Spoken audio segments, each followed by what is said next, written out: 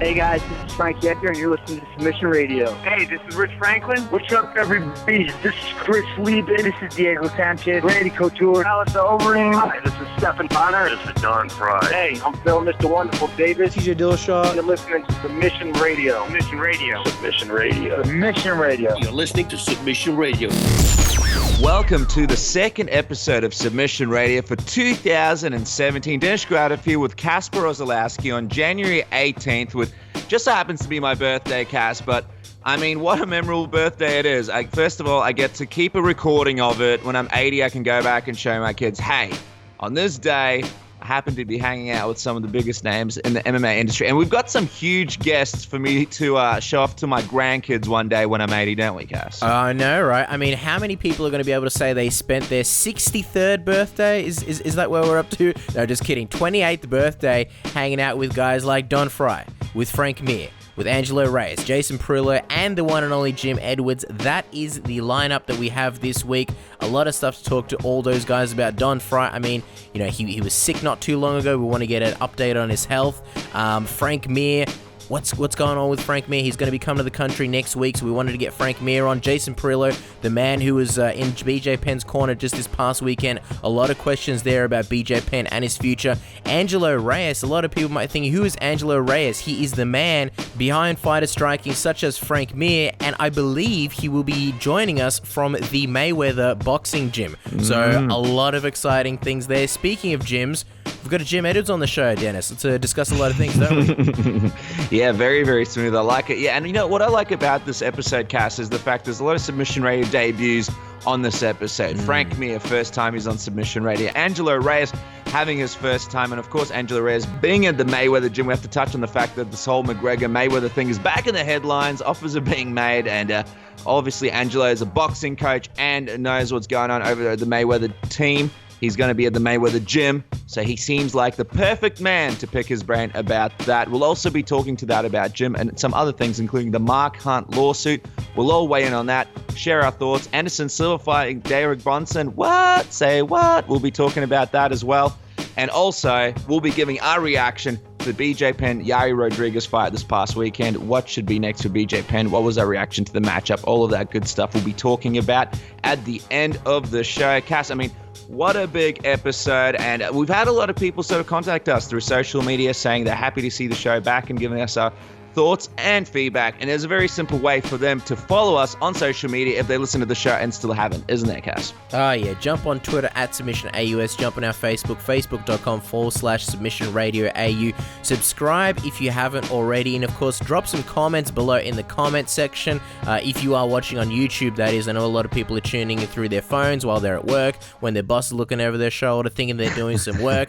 But if you have the luxury of being on YouTube, drop some comments. Let us know what you think, and if not, just hit us up on Twitter at SubmissionAUS. We say it every week, and we're always amazed by the amazing reviews that you guys bring in on iTunes. That is probably what helps us the most. It makes iTunes realize that it is a quality show, a good podcast, and iTunes obviously promotes the show. So if you feel like it, if you're in the mood, feel free to jump on iTunes, give us a star rating, however many stars you think. You don't have to write anything, but we have had people, even this past week, write some amazing reviews. So we'll be reading out your reviews if you drop them. So I think that's all the incentive you need. But that's enough from us. It's time to get the show underway. We have a lot of people to talk to, a lot of interviews to do, a lot to break down. And Dennis, we're going to be cutting to the first guest, the first man joining your birthday party. And I believe he's on the line. You're about to introduce him. All right, guys, our next guest is a UFC legend and a longtime friend of the program, UFC 8 tournament winner, UFC Ultimate 1996 tournament winner, UFC 10 tournament runner-up, and UFC Hall of Famer in the Pioneer Wing class of 2016. It's a pleasure to welcome the Predator, Don Frye, back to Submission Radio. Don, how about that intro? Welcome back to the program. Wasn't bad. I like the one with John Wayne and Clint Eastwood better, you know. Well, next time, Don. Learning curves. It's still early in 2017. Welcome back to the program, first of all, and Happy New Year. It's great to have you on. And I mean, there's a lot to talk about. Much like most of the fans around the world, we were shocked when we heard about your recent health issues on the MMA Hour. For those who didn't see the news, it was a broken rod in your back that initially brought you to the hospital, but a bunch of serious health issues came out from that situation. For those who don't know, tell us what exactly happened. 2 broken rods, man. Anybody put up with 1? Come on. Of course. It takes a lot more to take down the Predator, of course. Yeah, I had May 2010, May 2011, I had 5 back surgeries, and then June of 2013 I had 6, the number 6, and they fused 10 vertebrae, put 2 rods in, titanium rods. And somewhere around 2014, I broke them without knowing it, because I went in here last year to Cedars-Sinai, because a friend of mine, his dad was the head of the neurological section. So I said, well, let's get some x-rays. And he said, well, there's your problem there, you dumbass. You got 2 broken rods, And so they were digging into my back. Anyways, we got around to finally getting the surgery done. And it was like a 10-hour surgery, and they spent 3 hours scraping away the scar tissue on the inside, from the broken rods. And I come out, and I had like a little hematoma, a little mini stroke, and hit the ground, and so they put me back in ICU, and I had pneumonia. They put me in a coma, for, I guess I was in there for 3 weeks. Right. I remember waking up a few times in ICU. Boy, it was not a pleasant experience. Wow. And yeah, fucking 3 weeks of that nonsense. And a buddy of mine told me that most people don't make it after 5 days in ICU, so I just had to prove them wrong, I guess. Wow.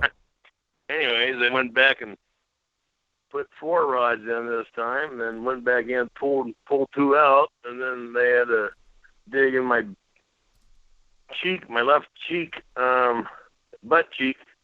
They operated on about 5 times because I had an infection in the spine, and they had to power wash the infection out. Wow.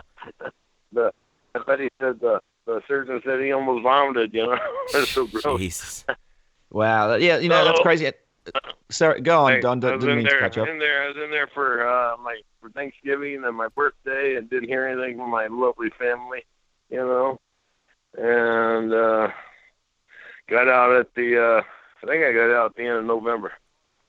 I mean, it's a little bit of time since then, and everybody found out about what happened. I mean, give us the update.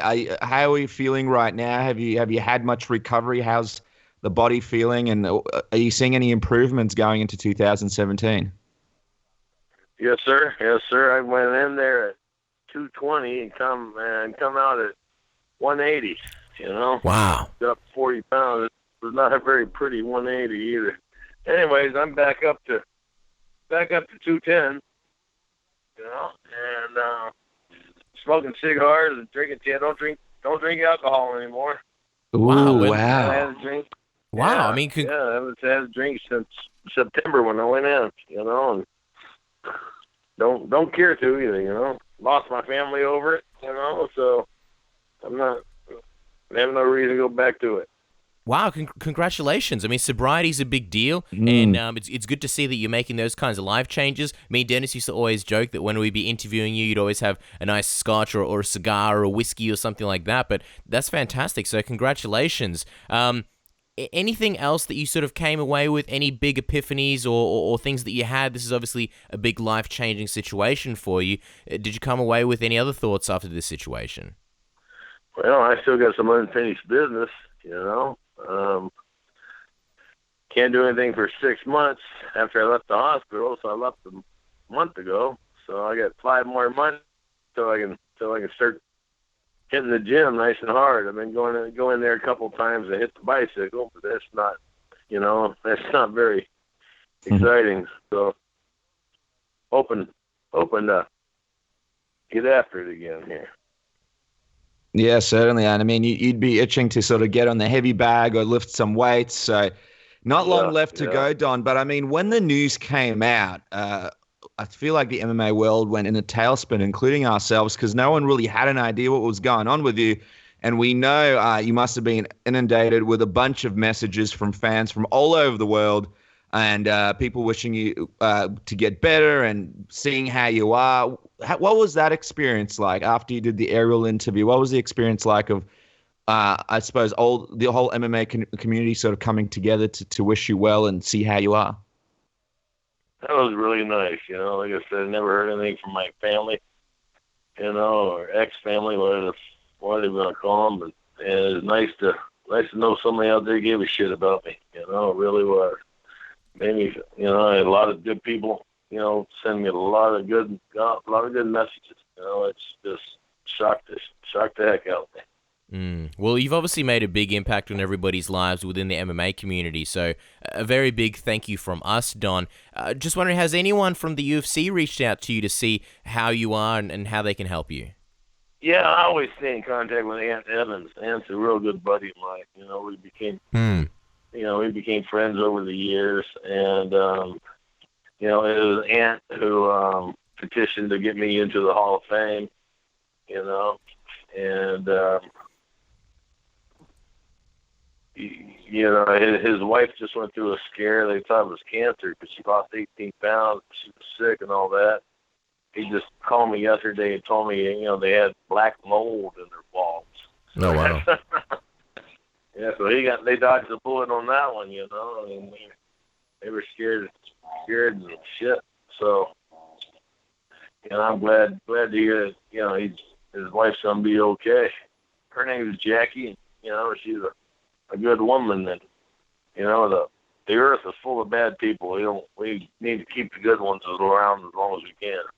Yeah, for sure. And our best wishes go out to Jackie as well. I mean, it's just the beginning of the year. We're in January right now, and you mentioned a new and improved Don Frye. You're off the drink now, and you're a few months away from being possibly in the best shape that you've been in quite some time. And another thing that fans can look forward to this year is the movie Animal Among Us. It's one of your new movies that's currently in post-production. The story behind the movie is 15 years ago, 2 teenage girls were murdered at Merrymaker campgrounds. The case was filed an animal attack. The camp was condemned and the killer never found. But something horrific still waits in those woods. What's even spookier is your name, Burl Wolf, which sounds pretty evil. Don, tell us a little bit about this project. I mean, we're scared just talking about it.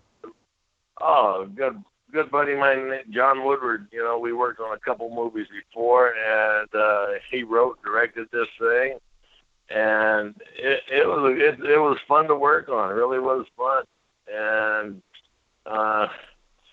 they got a bunch of silly moments in it, but it's overall, it's based on the old '70s horror movies genre, Mm-hmm. and he did a great job of writing and directing, and I think some people are going to be real pleasantly surprised and happy with it. Just tell us, is the mustache intact in this movie? We know you've shaved it off and gotten rid of it a few times in the past. Is this a mustache version of Don Frye that we're going to be expecting here as Burl Wolf? You got it, baby. You got it. The mustache is the power of the movie, man. He's just such a beast. It's what sweet dreams are made of. Now, we know that pro wrestlers enjoy playing a bad guy. Do you enjoy playing these kinds of roles where you can sort of channel your evil self on the big screen? Hey, I've never played a bad guy once, man. My guys have always been really good, misunderstood people. Well, you know what, Don, when we saw this movie was coming out, it brought up a bit of a debate in the Submission Radio office. If we could play one evil character on TV in a horror movie, who would it be? So we debated for a while and we thought, hell, Don's going to be on the show and he's a part of this movie. So for the first time in Submission Radio history, we want you to choose one of the 3 options of an evil horror character you wish you would have played from some of the classics, okay, Don? We've got 3 options that we've narrowed it down to, and we want you to pick one. So the first one is an obvious choice in Jason from Friday the 13th. The second option is Freddy Krueger from A Nightmare on Elm Street. Or the third and possibly scariest option is Steven Seagal in all of his straight-to-DVD movie projects which aren't meant to be horror, but the acting is pretty scary in those. Which one do you choose? Shit, I'd have to gain 300 pounds to play Seagal, wouldn't I? He looks like Jabba the Hutt. and you have to be a sheriff as well. Sheriff Dan Frye. They're getting him a golf cart to turn around in. Go down to the ringside or cage side. Jeez. Not the sheriff. So is that number 3, Don? Is that the choice you're going with? No. I want somebody with a little bit of class and etiquette, So I think I'd have to go with Freddy Krueger, because he gets to go inside your head and your dreams. And, I think it'd be fun to get inside some of these little girls' heads, Yeah. Freddy Krueger with a Don Frye mustache. I can see it right now. Let's jump into the world of MMA, Don, because there's quite a few things we'd like your opinion on, and one of them is the heavyweight division. There's a few fighters who aren't too happy with the UFC. One of them's obviously Mark Hunt. After Brock Lesnar seemingly got a slap on the wrist for his failed drug test, Hunt's now suing the UFC, Dana White, and Brock Lesnar, and the suit alleges the defendants affirmatively circumvented and obstructed fair competition for their own benefit. It accuses the parties of racketeering, which carries the potential weight of treble damages and fraud, among other allegations. And Hunt, he's now seeking financial relief for damages, both physical and to his overall brand. Don, what do you think about Hunt's move to do this? No, I love Mark Hunt, I really do, and that disappoints me, man. It's just kind of chicken shit, It's pro sports. He knew what he was getting into when he signed the deal, when he answered the phone. Come on, Mark, man up, buddy. Come on, you're better than that. You're just lowering yourself by doing that shit.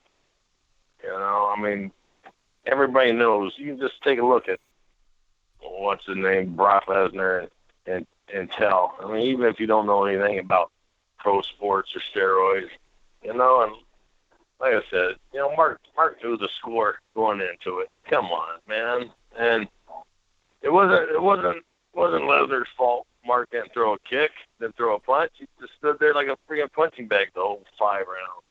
Yeah, no, and it's certainly a different perspective. A lot of people sort of looking at that fight and wondering what happened in that sort of second round. But, the funny thing about the situation, or the interesting thing about it, is Hunt is fighting at UFC 209 in March against Overeem while this whole thing is going on. And a lot of people are calling his move a game changer in the sport for other athletes coming up in the sport. Apart from the fact that you're a little bit disappointed for him in that reason, do you think this has the potential to help change some of the key issues fighters face? It will. The timing's perfect because Dana White and the Fertitta brothers sold the sport, and nothing was going to change as long as the Fertittas owned it, and it's based in Vegas. Nothing would have changed. Now, you're going to have some Hollywood people trying to run it, and they're smart when it comes to the movies and stuff, but sports is a whole different animal, so they could end up getting raped. Wow, that'd be something. Another big name in the heavyweight division who is unhappy at the moment is the UFC champion Stipe Miocic, who came out in a recent interview a couple of days ago with Ariel Helwani and explained how he was unhappy with the deal the UFC gave for his last title defense in his hometown of Cleveland. Stipe is not the only one unhappy in the division, though, with Verdum speaking out about being unhappy with his relationship with the UFC, and one of the big stars of the division, Cain Velasquez, he's struggled with an injury and injuries in the past, having to be pulled out of his last fight at UFC 207 in the last minute. What do you think about this landscape of the division right now, and how serious of a problem do you think it is for the UFC with all these unhappy heavyweights, Don? You know what? For the champ, what's his name? Stipe Miocic. Yeah, Steven Midgets. I don't know shit. You know what? That's your fault for not having a better agent. You know that? You're worth what you settle for. And, fire your agent, get a better agent. Get a better attorney. That's your fault. You can't blame anybody but yourself. I did the same mistakes in my life. As far as Cain Velasquez, that come on, man. The guy hasn't fought in 3 years. Can't even make it to a fight. Can't even fight once a year. Jeez Louise. Verdum, I like Verdum, but I don't know what he's bitching about. Jeez, he's made a good living. Do you think that in some ways it's a good thing, though? Because for a long time, people have discussed fighter pay and saying, look, the pay really isn't where it should be. The fighters should be getting more. And we sort of seem like we're in an age now where because of the Conor McGregors and all these other, people having public negotiations, everybody's kind of gone, you know what, I'm going to negotiate for what I think I deserve as well. And it seems like for a lot of fighters, it is actually working. Not all of them, but some. Do you think it's a good thing that these fighters are trying to get their worth? Yeah, absolutely. Absolutely. I mean, you start make more money boxing than you do in MMA. And my God, boxing's dead. Like I said, you need a better agent. But the UFC's got a stranglehold on it. But now that they sold it, it's going to be interesting. And I think you're going to see Bellator take over now because everybody's going to shift to Bellator since you can have your own sponsors on your gear. That's where they make all the money. Just circling back to Brock Lesnar. God bless. Sorry, go on, Don. I said, God bless Conor McGregor for what he's done for the sport. Everybody should be happy. And they should all kneel down and kiss his ring. And the interesting situation is, I suppose, the UFC struggling for star power right now. We had Bas Rutten on the show last week, and he sort of brought up the point that he believes there's a good chance Brock Lesnar may return to the UFC in 2017 because of the fact that there's a lack of star power and the UFC may need him to sell pay-per-views. I mean, this is a controversial subject. He's a guy who got caught cheating, but he got a slap on the wrist and didn't really affect his personal life because he went back to the WWE. And now it looks like he could come back again for a huge payday in the UFC at some point when his suspension is up. Where do you sort of sit on this issue of him coming back and fighting again after everything that's happened? Well, money makes the world go around. And I think people are starting to realize maybe the sport's not as clean as what everybody thought it was. And, Brock can come back and make money. Good for him. Jeez.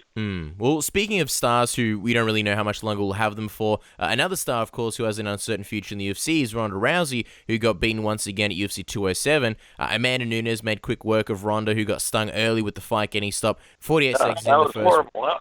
That was horrible, wasn't it?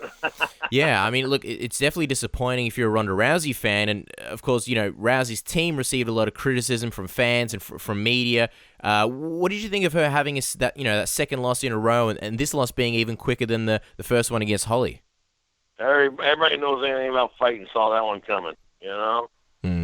She never recovered from the Holly ass whooping, and she's got a bunch of idiots in her corner. She needs to step back and hire somebody new. I mean, Gene LaBelle is great. I love Gene. He's the only decent one she's got in the food chain there, but poor Gene doesn't know where he's at sometimes.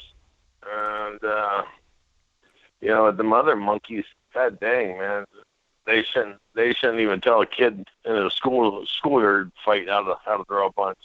Yeah, I mean, it's one of those situations where obviously in your career, you've had some losses and you've come back. I'm just curious from your perspective, what does it take to come back from a couple of losses in a row or a loss in a row? If you could offer some advice to, for example, if Ronda Rousey was listening, what do you think is the key to sort of mentally bring yourself back to the winning ways? Takes a lot of hatred and hard work, That'd be the simplest thing to put it. Hatred and hard work. It's interesting that you say hatred. Why exactly hatred, and how would you say hatred plays a part in it? Strokes the fire, buddy. You got to have fire in your belly, to get after her. She got had life by the balls. Got a nice house up in the Hollywood Hills. She's not suffering. I mean, that's most people. You get into fighting because you want to better your life. You're not happy with your life. It's not about the title or the belt or the money. It's just, it's about the money that pull yourself out of the gutter. Out of the projects. Ghetto, barrio, what have you. You want to make a better life for yourself and for your family. And if you're living in a $6 million mansion, it's hard to get up in the morning and run. You know, it's hard to do the work you're supposed to do. And you know, you got to have people in your corner that will call you out when you miss a practice. On the rematch, you know, when that hatred, you got to be the one that calls your people out and say, hey, you're missing the practice. You know, I'm here 10 minutes early. Where the hell are you? Well, speaking of your career, Dodd, when you look back on it, do you see a point where when you were sort of on top of the game, you sort of lost that motivation for a little bit? Or was it easy for you to keep that sort of hate and hunger for the majority of your career? No, I lost it. That's why I started getting my ass kicked there in Frye. You know, that and the drugs. You know, I mean, I hurt my back and I started taking pills. So I get to the next fight. I got to the next fight stoned.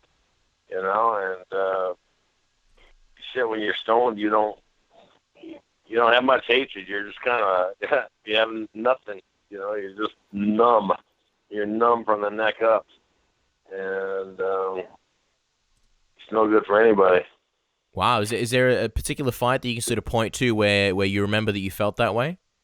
Oh, I remember I took a pill before the Shamrock fight, you know, to my back. You know, I hurt my back somewhere before the Shamrock, you know, and then I took a pill before the Takayama fight, and then I took a couple pills before the Banner fight. You know, as you can tell, I walk around there like I was blind. You know, Wow. Geez, I didn't know what the hell I was doing. And if you don't mind me asking, what exactly was it? Was it a painkiller, or what were the pills? Yeah, the painkillers, Vicodin or Percocet, you know, one of those. Just, you know, my back, you know, that was the beginning stages of my back injury, you know. When you look back, does a part of you wish you sort of took the time to recover and not force yourself to sort of get in there and take the pills and sort of hurt your back even more, and would have taken the time to sort of recover and come back a bit later, avoiding that kind of situation? Absolutely. That would have been the only intelligent thing to do. But, you know, I wasn't intelligent, and, you know, hell, I'm done fucking Frye. You know, I might have a little injury hold me back. Yeah, I mean, the good thing is, I mean, it's a new Don Frye. It's 2017. There's exciting things on the horizon. And for a lot of fans, this will be the first time that they hear from you for quite some time. So, Don, let's just quickly talk about what 2017 holds for you. What are some of the things we can look forward to from you in 2017? And what kind of stuff, apart from getting back in the gym and getting into shape, can fans look out for? Well, Cal Worsham and I are going to go up north to California here and go hog hunting. I think at the beginning of March. And, you know, I'm toying around the option of opening up a gym and talking. I got to finish my degree. You know, if anybody out there, you stay in school, graduate, you know, go as far as you can, you know, get your, you know, I had this back injury, you know, sent it home that I need to concentrate on my brain instead of my body more. So, you know, because it just pulled everything out from underneath me, you know, this freaking divorce and the back injury. I got nothing left, you know, so I'm starting out 2017 brand new, fresh. I got nothing. I have nothing. So I got to start brand new all over again. You know? Yeah, certainly. And I mean, that's an interesting thing that you mentioned, opening a gym. I could totally see a Don Frye team taking over the MMA world one day. I mean, quick question. What kind of mustache requirements would you have to join the gym in the first place? Oh, hell, I don't know if this generation can grow mustache, can they? Wait a minute. Yeah, only one I've seen is Uncle Creepy, you know. That's a pretty good mustache, right? Is that Don Frye approved? That's Don Frye approved. Yeah, Uncle Creepy's mustache. I like that. Very nice. And you said you were getting a degree. What degree are you going for, Don? History degree.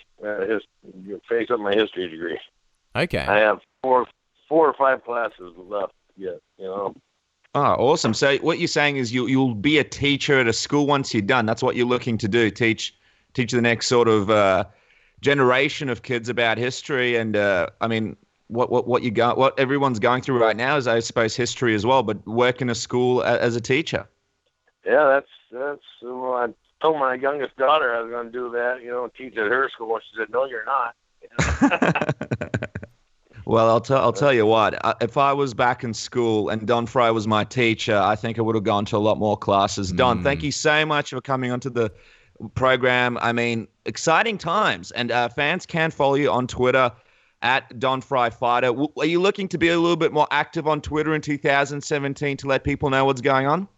Yeah, I am, because I've been in so much pain this last decade, and I tell you, this is the first time my back hasn't hurt in 15 years. And so I'm real happy about that. I'm just chomping at the bit to get back into life, get back into the gym, and I got to buy me a new horse, and my horse died last year, and so I need a dog, need a horse, need a woman, need a job. Like I said, I'm starting all over again, man. Fresh.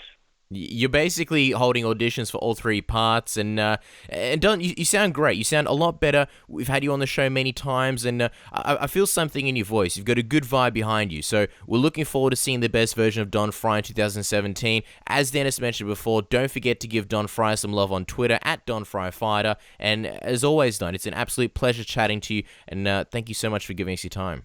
Thank you, guys. Thanks for remembering me. Appreciate it.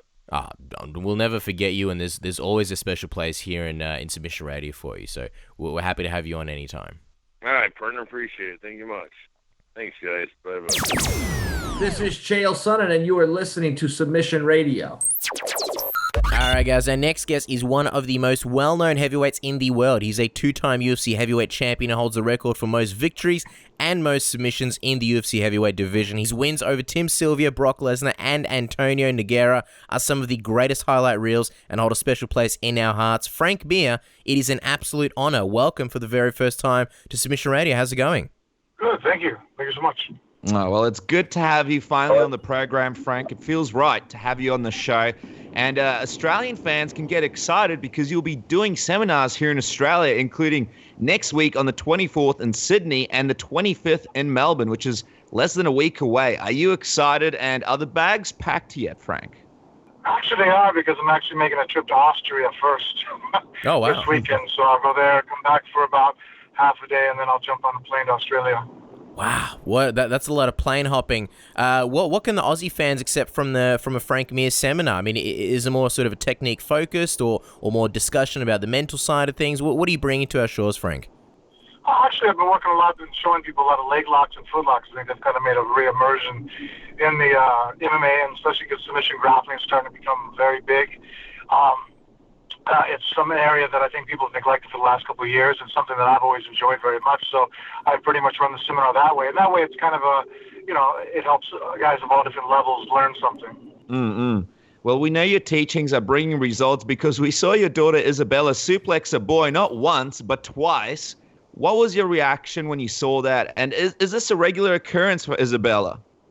It is, and I was a little nervous, though, because that's actually her first wrestling tournament, and she's, as anybody who trains in different disciplines, kind of got confused on what she was doing, and for some reason she thought that it was Olympic freestyle wrestling is what she was in, and I tried to explain it was folk style.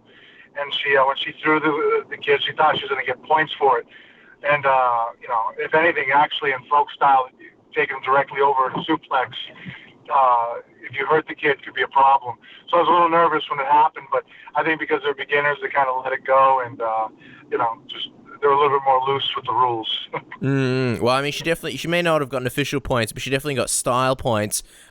Just curious, I mean, obviously she's doing wrestling. I'm wondering if you've sort of, trained her in other grappling facets like Brazilian Jiu-Jitsu. And I'm also curious, would you ever want your daughter to become an MMA fighter?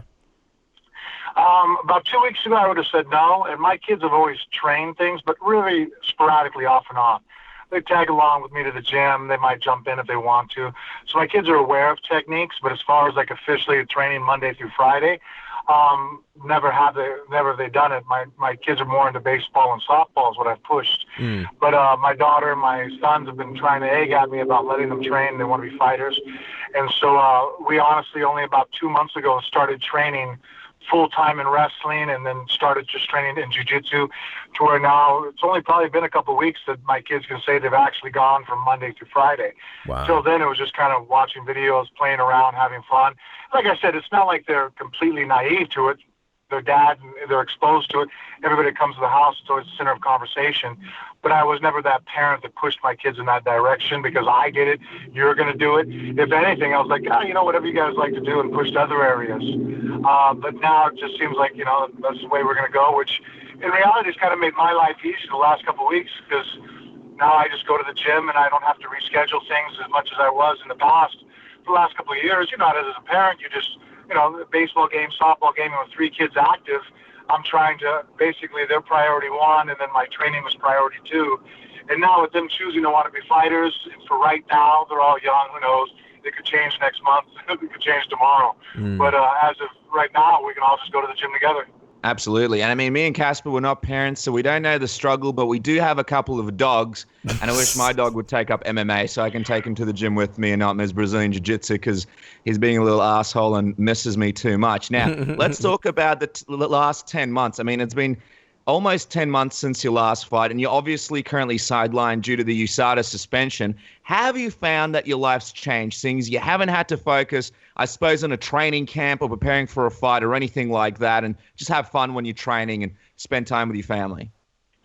Yeah, actually, it has been much more time with the family, hanging out at the house, doing more husbandly things than in the past I hadn't really done before. It's kind of like I get up and I'm like, all right, well, I got the whole day to myself, and just, going to the gym at a different type of tempo. And it actually has made it more fun again. And then I've actually only recently started increasing my training because I want to start doing now that I realize you can do grappling competitions even with the suspension, I want to get back into that world, but I don't want to be foolish enough just to jump right in without any, some good training under my belt. So I've been back into trying to roll around and move at Robert Drysdale's and get my submission grappling and my gi jiu-jitsu back on point. Wow, that's awesome. Are there any particular grappling competitions that you're targeting, say like an EBI or Polaris or anything of that nature? Hey, I mean, there's Chael Sonnen Submission Underground. Any of those tickle your fancy? Well, right now, probably the first would be a submission-only tournament, I think, would probably be the easiest transition for me because I've been training basically submissions for MMA for so long. Doing a gi competition is probably a lot farther out. I'm still feeling kind of lost with handles and grips, certain things that I'm so used to getting away with, you can't give the gis less forgiving.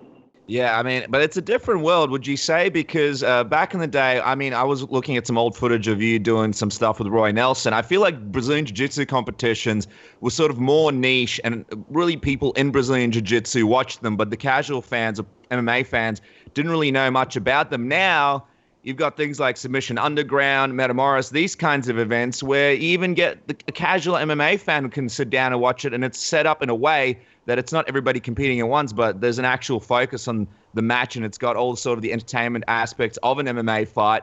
What do you think about that crazy transition? Because, I mean, when you were competing and things were starting out, it was a completely different world. True, and then, especially the last couple of years with wrestling on an international level, looking like it was going to be taken from the Olympics, it looked like, it was never going to have a place. But now, the Submission Underground, the EBI, Metamoris, there's other competitions out there right now that I think that have been able to bring a format and through, different internet access, the way the media is working now, is starting to bring attention to those facets of combat, which have such a strong foundation in mixed martial arts. So I think, it's only going to help improve the sport. And I'm glad I'm back into training. In fact, actually, I said that to Robert Drysdale the other day after training with the gi on, went against the wall. And I sat there and told him, I was like, hey, I said that the gi doesn't matter, that it doesn't help your jiu-jitsu at all. I'm like, I was terribly wrong. My jiu-jitsu right now is really not doing very well. I feel like now that actually training back with the gi is going to help me sharpen it up again. I think, almost kind of a victim of my own success.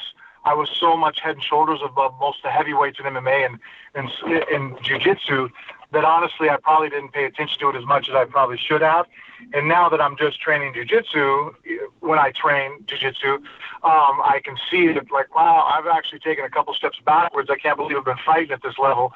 I probably need to, it's a good thing I'm back into realizing it and I can do something about it. Yeah, and I mean, looking at your highlight reel, to think that your jiu-jitsu might be getting even better is a scary thought. You've been doing things, obviously, like your podcast, Phone Booth Fighting with Richard Hunter, which is a fantastic show that everybody needs to check out if they haven't already. You've been doing some commentary. Has there been sort of, and obviously you mentioned the submission grappling, has there been anything that you've done that has sort of made you think about retiring from active MMA competition, or is the desire still there to compete and fight again? No, actually, if anything, it just makes me want to compete more. Especially because, like, taking the last 10 months off, my body, you kind of, I think hard training, and we really don't understand how to do it yet in MMA. I don't think. I think that's why you see so many guys hurt and taken off of cards, because we train at a different intensity than we would than just normal training to learn or to be in shape, and I think it causes a lot of injuries. So, and you train for fights, I think it's a cumulative damage. So now, I'm still 37. I'm, able to work out and just kind of look, and still being so exposed to martial arts. I sit there now cage side watching fights, calling them, doing analytical breaking them down. Richard and I watching fights and breaking them down on the Phone Booth Fighting podcast. I get to see things. I'm like, wow, why did I do it this way? This is the easier way to do it. And I've actually probably become more of my own head coach of recently. So I'm like, well, you know what? You need coaches to help you out. But really, I don't really need to reinvent the wheel. I kind of know what I'm doing, and, having guys on the side as advisors is a great thing. But, me trying to be humble and just empty my cup, I think I'm past that now. And so there's things now I want to try. So now I've been in the gym just training just to be healthy and move around. It's like, if I'm able to move and my brain and my body can follow what my brain knows what to do, I'm pretty dangerous. It's just, it's that connection. And obviously in a few years, that's going to just take its course where, we're seeing now through, that athletes can still perform as fighters in the early 40s. Mark Hunt's doing really well in his early 40s. For all practical purposes, I think Dan Henderson should probably be the middleweight champ right now. Yeah. And so, but eventually, let's be realistic, saying you're 50 and fighting at a high level probably is still kind of a stretch for the human physiology. And especially in the heavyweight division, we see a lot of comebacks when fighters are a little bit older. You mentioned not too long ago that you wanted the UFC to release you from your contract. What's the latest there, Frank? Is that something that you're still pursuing, or was it a situation where you decided that you just wait out the suspension and come back to the UFC? Well, I asked that, and it's not looking like it's happening. I'm still trying to get lines of communication going. So as I find out more, I kind of release more, and that's why on my podcast, I really haven't said anything more because I don't really have any new information. My suspension's only through UFC, not through an athletic commission. So if I were to be released, I can go fight again somewhere else. As long as I'm under a UFC contract, then, they're holding me back from fighting. And then I wouldn't be able to fight again until March or April of 2018. Well, Mark Hunt's actually currently going through a somewhat similar situation where he wanted out of his contract but ended up taking a fight against Alistair Overeem, claiming that he felt forced into it. What do you think about this situation? Can you sort of relate to his as well? Slightly. I think on different aspects of it, we're, both upset with how the situation's going and want to be released to go in other areas. And, with Mark Hunt, he's a little bit older than I am. So, being 42 years of age, I think they're just trying to play the card of just holding his contract as long as possible before releasing him. So I understand a situation where, the guy has to fight to make a living. If they're not going to release him, then he has to take a fight with the UFC. He is forced into it. I don't see any other explanation. What do you think about this whole current lawsuit against the UFC to be compensated for fighters that Mark Hunt is sort of setting a precedent for? I think the funny situation about it, or at least the interesting situation, is this lawsuit is going on, but he's also fighting at UFC 209 against Alistair Overeem. So it's got to be a bit, not an awkward, but a strange sort of situation for the UFC and himself. What do you think about this lawsuit, and do you think this is a big step forward potentially for fighters? Well, I think that he has a case when it comes to the situation of Brock Lesnar. I know he mentioned that, fighters with TUE, such as myself in the past, and Bigfoot Silva, that I think he tried to include that in. That I don't see as much of a grounds to stand on, because it was a legal precedence that the Athletic Commission and many other sporting organizations allow. The NFL, Major League Baseball allow, certain therapeutic exemptions. So I don't think he has anywhere to stand on that, because it wasn't like he signed a contract that he wasn't aware of any exemptions that his opponent was on. But as far as Brock, I think he does have a case. I mean, I'm obviously I'm not an attorney, but just me looking at it going, okay, it's as simple as this. If I'm the TSA and I allow someone to get on the plane and I give them a pass that they don't have to go through the same security as everybody else, and they do something wrong on that plane, the TSA would be responsible partly, right? Mm-mm. I don't know the laws, but I would imagine in some ways, yeah. Well, I'm just saying, yeah, if any time, if, it happens all the time with police officers, if, they pull someone over, they let him off the hook, the guy does something, if a drunk guy gets pulled over, the officer lets him off the hook, he goes and hits somebody, the officer's in trouble too, because you let somebody, slide by the rules. You gave an exemption, which is legal, they can do that, but they also made a call that put their own name on it. And I think by allowing Brock to not enter the testing pool that everybody else has to enter into for 4 months, giving them a special exemption, they have to take on some kind of responsibility to themselves, because just giving someone an exemption, say, okay, well, that's fine, I'll let you have a slide. Well, then that means you're also involved in this. You made a call, so if anything happens, you're also responsible too. So I think that, the drugs that, Brock was on are post-cycle drugs that you take at the end of taking stuff.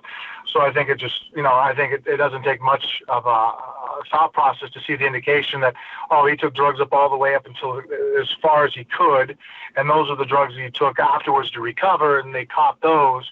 And so it seems to me that, that Hunt has a ground to stand on, saying, well, because you allowed him to forego the 4-month period, it allowed him to be on, enhancements. And he's saying that he was injured and hurt from it. And, also too, he took a loss. He was on doing well. He could have maybe moved up the rankings, and that set him back. So I don't see how he doesn't have a case. Well, here's where you come in, and this is where it gets interesting. We were speaking with Bas Rutten actually about this last week, and that's the potential return of Brock Lesnar maybe this year when his suspension is up in July. And one of the things that we brought up was how his short 1-year suspension was for how short his 1-year suspension was for testing positive for clomiphene, while a guy like, say, Lyoto Machida admitted to taking the rather harmless 7-keto DHEA and got slapped with 1.5 years. And then there's you on the even more extreme scale getting 2 years for, I believe it was clenbuterol, and you've obviously maintained your innocence throughout it. Does it bother you to see sort of how inconsistent the punishments are handed down through USADA? Yeah, to me, it's if you have a foreign banned substance in your body, you have a foreign substance in your body. Obviously we've gone through and tried to figure out, there's different explanations, but if you don't have an explanation that works, it seems like it should be more consistent with what each guy is getting, especially someone such as myself.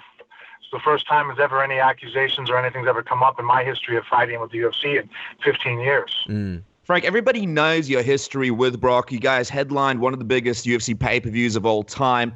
If he was to come back, a lot of people always wanted to see that third fight. Would that be a fight you would still pursue, or at least still be interested in having?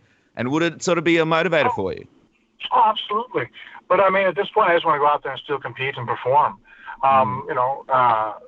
So fighting Brock, obviously that would be a good money payday because of his name recognition and the amount of people that would watch and the story behind it. So it makes a lot more sense than some other fights. But at this point, I just want to get back in there and compete. We've actually been communicating with your coach, Angelo Reyes, for a while now, and he says that your goal is actually to capture another world title. Just wondering how much truth is to that, and is that still a goal for you? I think it's a goal for everybody. I don't really know if you're ever fighting, you don't think that you want to go out there and win a title. At least I haven't shifted in that mindset yet where I'm just taking fights just to get paid for fights. I would like to go out there and still be able to perform at a really high level. And you only have so many years of competition. I want to get as many as I can and have as much to enjoy.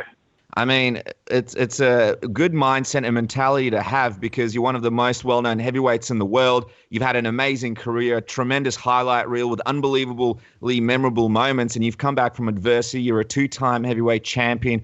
You seem like you have really nothing to prove from the outset. So what is it that actually drives you to want to come back and win another belt? Because, for example, me and Casper, sometimes we're going to be a bit lazy and it's tough to find that motivator and when we're doing random things. And we've spoken to athletes such as Don Frye on this episode, who was mentioned that, at certain points in his career, he's struggled to find those motivators. So how do you do it? How do you find those motivators after having accomplished all the things that you've accomplished and have done the things that you have done? Well, how you have that one practice where you do everything awesome. You feel great about yourself. Yeah, it happens We've rarely. never had that, but go on. Yeah, I think I had one in my whole grappling career. Yeah, well, you feel like a whiz, everything moving, your mind, your body, everything's connected. You don't make a mistake. Everything, you feel like you're unstoppable. I want to try to figure out how to always recreate that on demand and be able to do it in the octagon or in the cage, wherever it may be, during a fight, and that's actually what keeps motivating me. I'm still looking for that, for me to perform at the highest level to where I can actually put a tape on afterwards and go, I did pretty good. I still search for that. Oh, there you go. That's exciting that you're still in that mindset and inspiring at the same time. And the good thing is that with such a mindset, you'll be coming down to our shores just next week and teaching everybody how to do it. So, guys, for the Frank Mir MMA seminar, don't forget to check it out. It's going to be on Tuesday, January 24th. 6 p.m. till 9 p.m. at the Australian Kickboxing Academy in Sydney. And you got to go to akaoz.com/Frank-Mir for more info. And then everybody in Melbourne will be lucky enough on January 25th at Absolute MMA Collingwood, 6 till 9 p.m. And that's going to be 134 Cromwell Street, Collingwood. Of course, akaoz.com for more info. And, of course, follow Frank on Twitter and Instagram at the Frank Mir. Frank, thank you so much for taking the time. It was an absolute honor chatting with you. And I feel like I cut you off. You were going to say something. I did.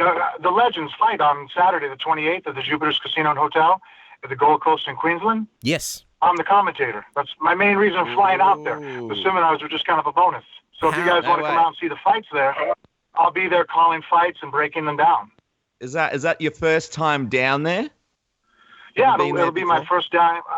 Nope, last 2 visits to Australia, I just went to Brisbane, so 45, an hour away.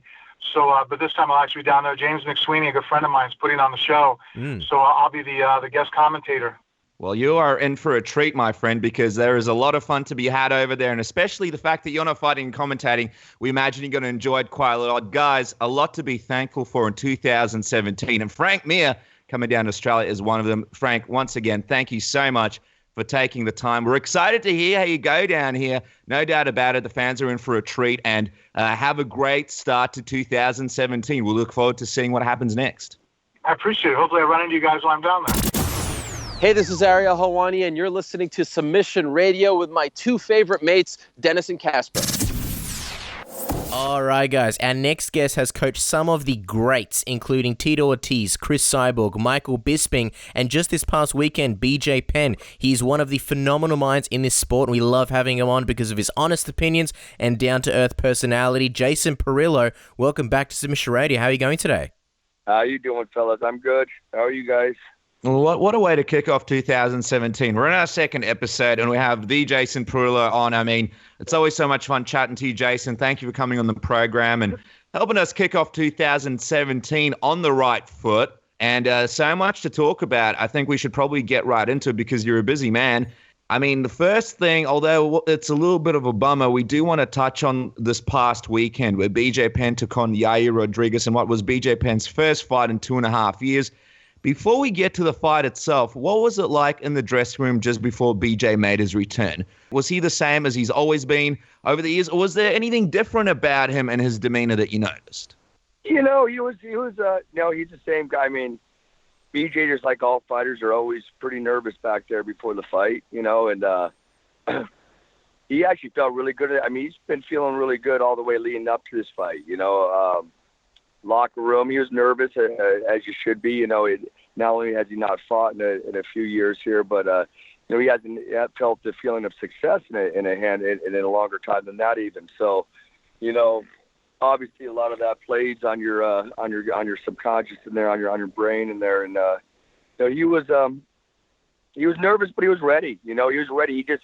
He didn't know what he was. You go that long. There is a thing I believe in the term ring rust, and I know that's there. And he's got some confidence for us at the same time. So it was a real tough gig. He felt good. He was looking good in the warm up. Greg Jackson and Winklejohn were also, he spent a lot of time with them as well. He's gone back and forth from here to there, and we all felt good about him. I mean, we all knew that it was a tough fight going in. They never give BJ Penn an easy deal. I don't think you guys can name a guy that he's fought that wasn't a top 10, even with the little bit of the lack of success over the last handful of years. He still doesn't get a guy, where he's going to be maybe now he doesn't necessarily need to be favored, but he could be a little bit more on an even playing field. But he felt good. I mean, he felt like BJ's a fighter. He wants to fight. He wouldn't trade anything in the world to be in that locker room and waiting to hear the crowd as he walks out to get in a fist fight. You mentioned that. You mentioned that he didn't really get an easy test, or he didn't get a tune-up fight, upon his return. I know obviously you're there to help train BJ for any opponent they put in front of him, but you said yourself, Yair's a tough guy to come back from after a 2.5-year layoff. Was there any point during the camp or throughout this process that you were, somewhat concerned in any way with the matchup and the way the UFC was seemingly, looking to use BJ to help the name of Yair? Did you think that, maybe you should be fighting another fellow legend? Of course.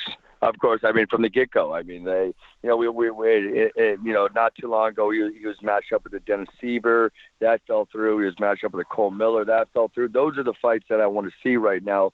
That's where we can really see if BJ had a chance, if he has a chance to come back. You can't, you're going in there with a 24-year-old kid that's all cylinders are firing, and he's confident as all get out, and he knows the promotion's promoting him, and he knows that they want to invest some years into this kid because they know he's got a lot of talent.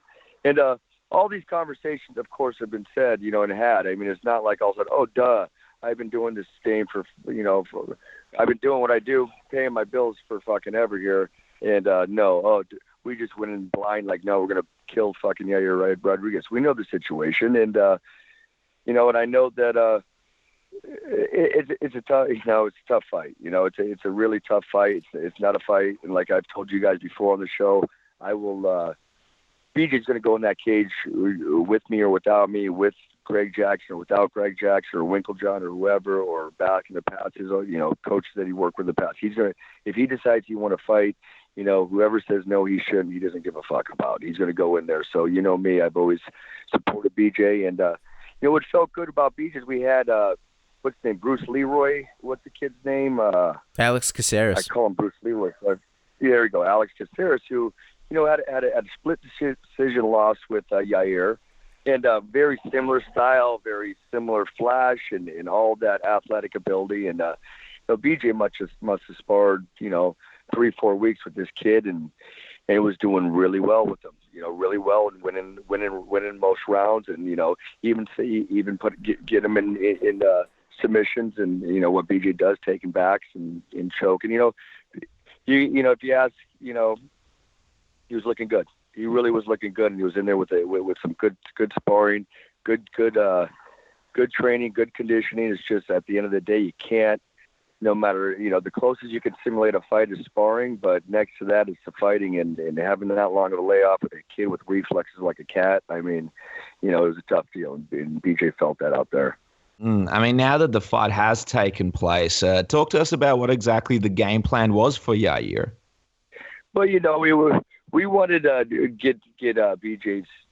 We wanted to put Yair on the ground, and we felt we could. We watched video and tapes of his past fights, and he was. You're able to get him to the ground. There's guys with lesser ability that are able to bring Yair to the ground, and we were pretty confident that we'd press him against the cage, and obviously keep pressure on him the whole fight, and wear him down in the cage and take him to the ground, and look for the submissions was our main goal for the fight. And with the first minute, I think BJ did get Yair up against the fence, and Yair was able to slither out of there. Good on him. And, that started building momentum going the other direction, and we weren't able to catch up.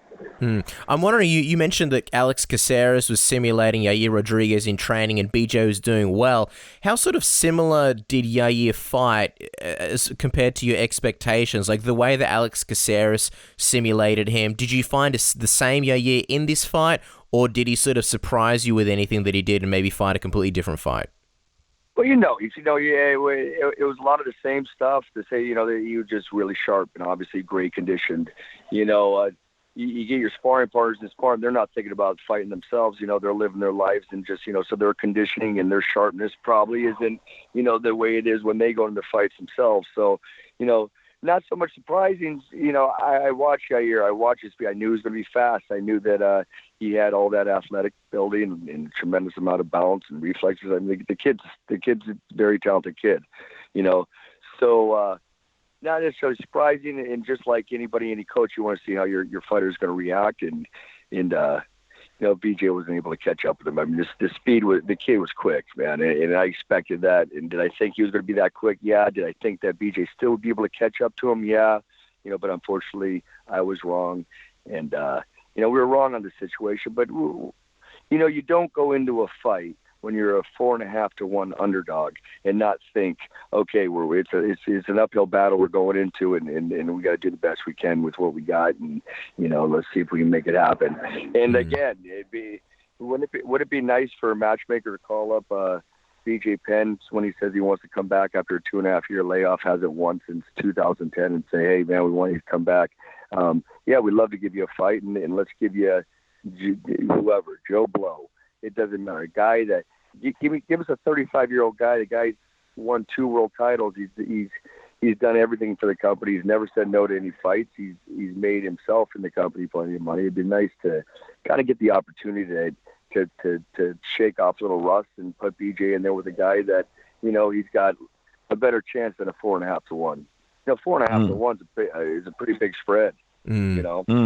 And you mentioned in this interview a little bit earlier how BJ would fight with or without you. Did you at least attempt to talk to him about this matchup, you or any of the other coaches, or because you know him so well and the fact that he wouldn't go away from a fight under any circumstance, was it one of those situations where you just sort of had to stay quiet and prepare him to the best of your ability?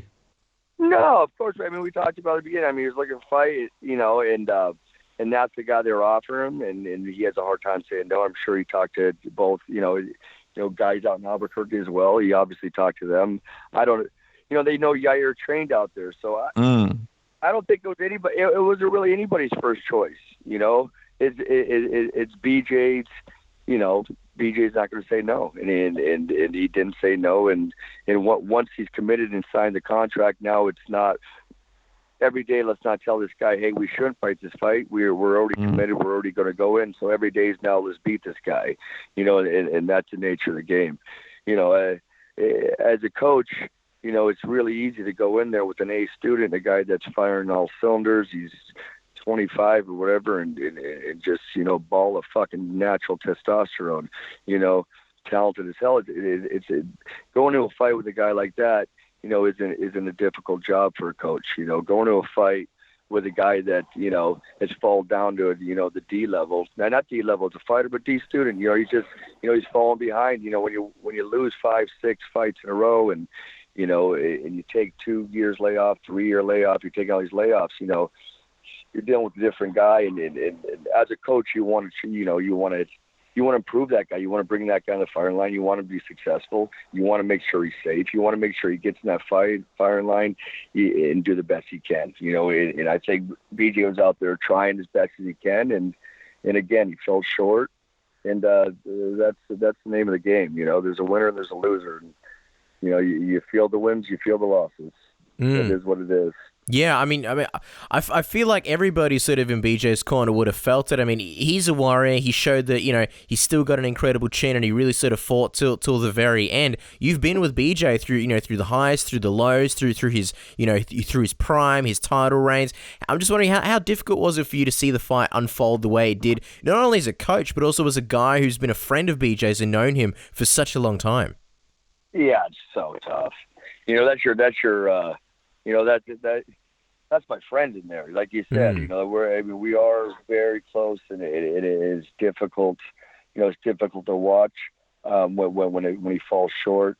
This fight, I've seen him in tougher spots. Let me make sense. Has he been put on his back before, and has he been stopped before? He's been stopped before. Yeah.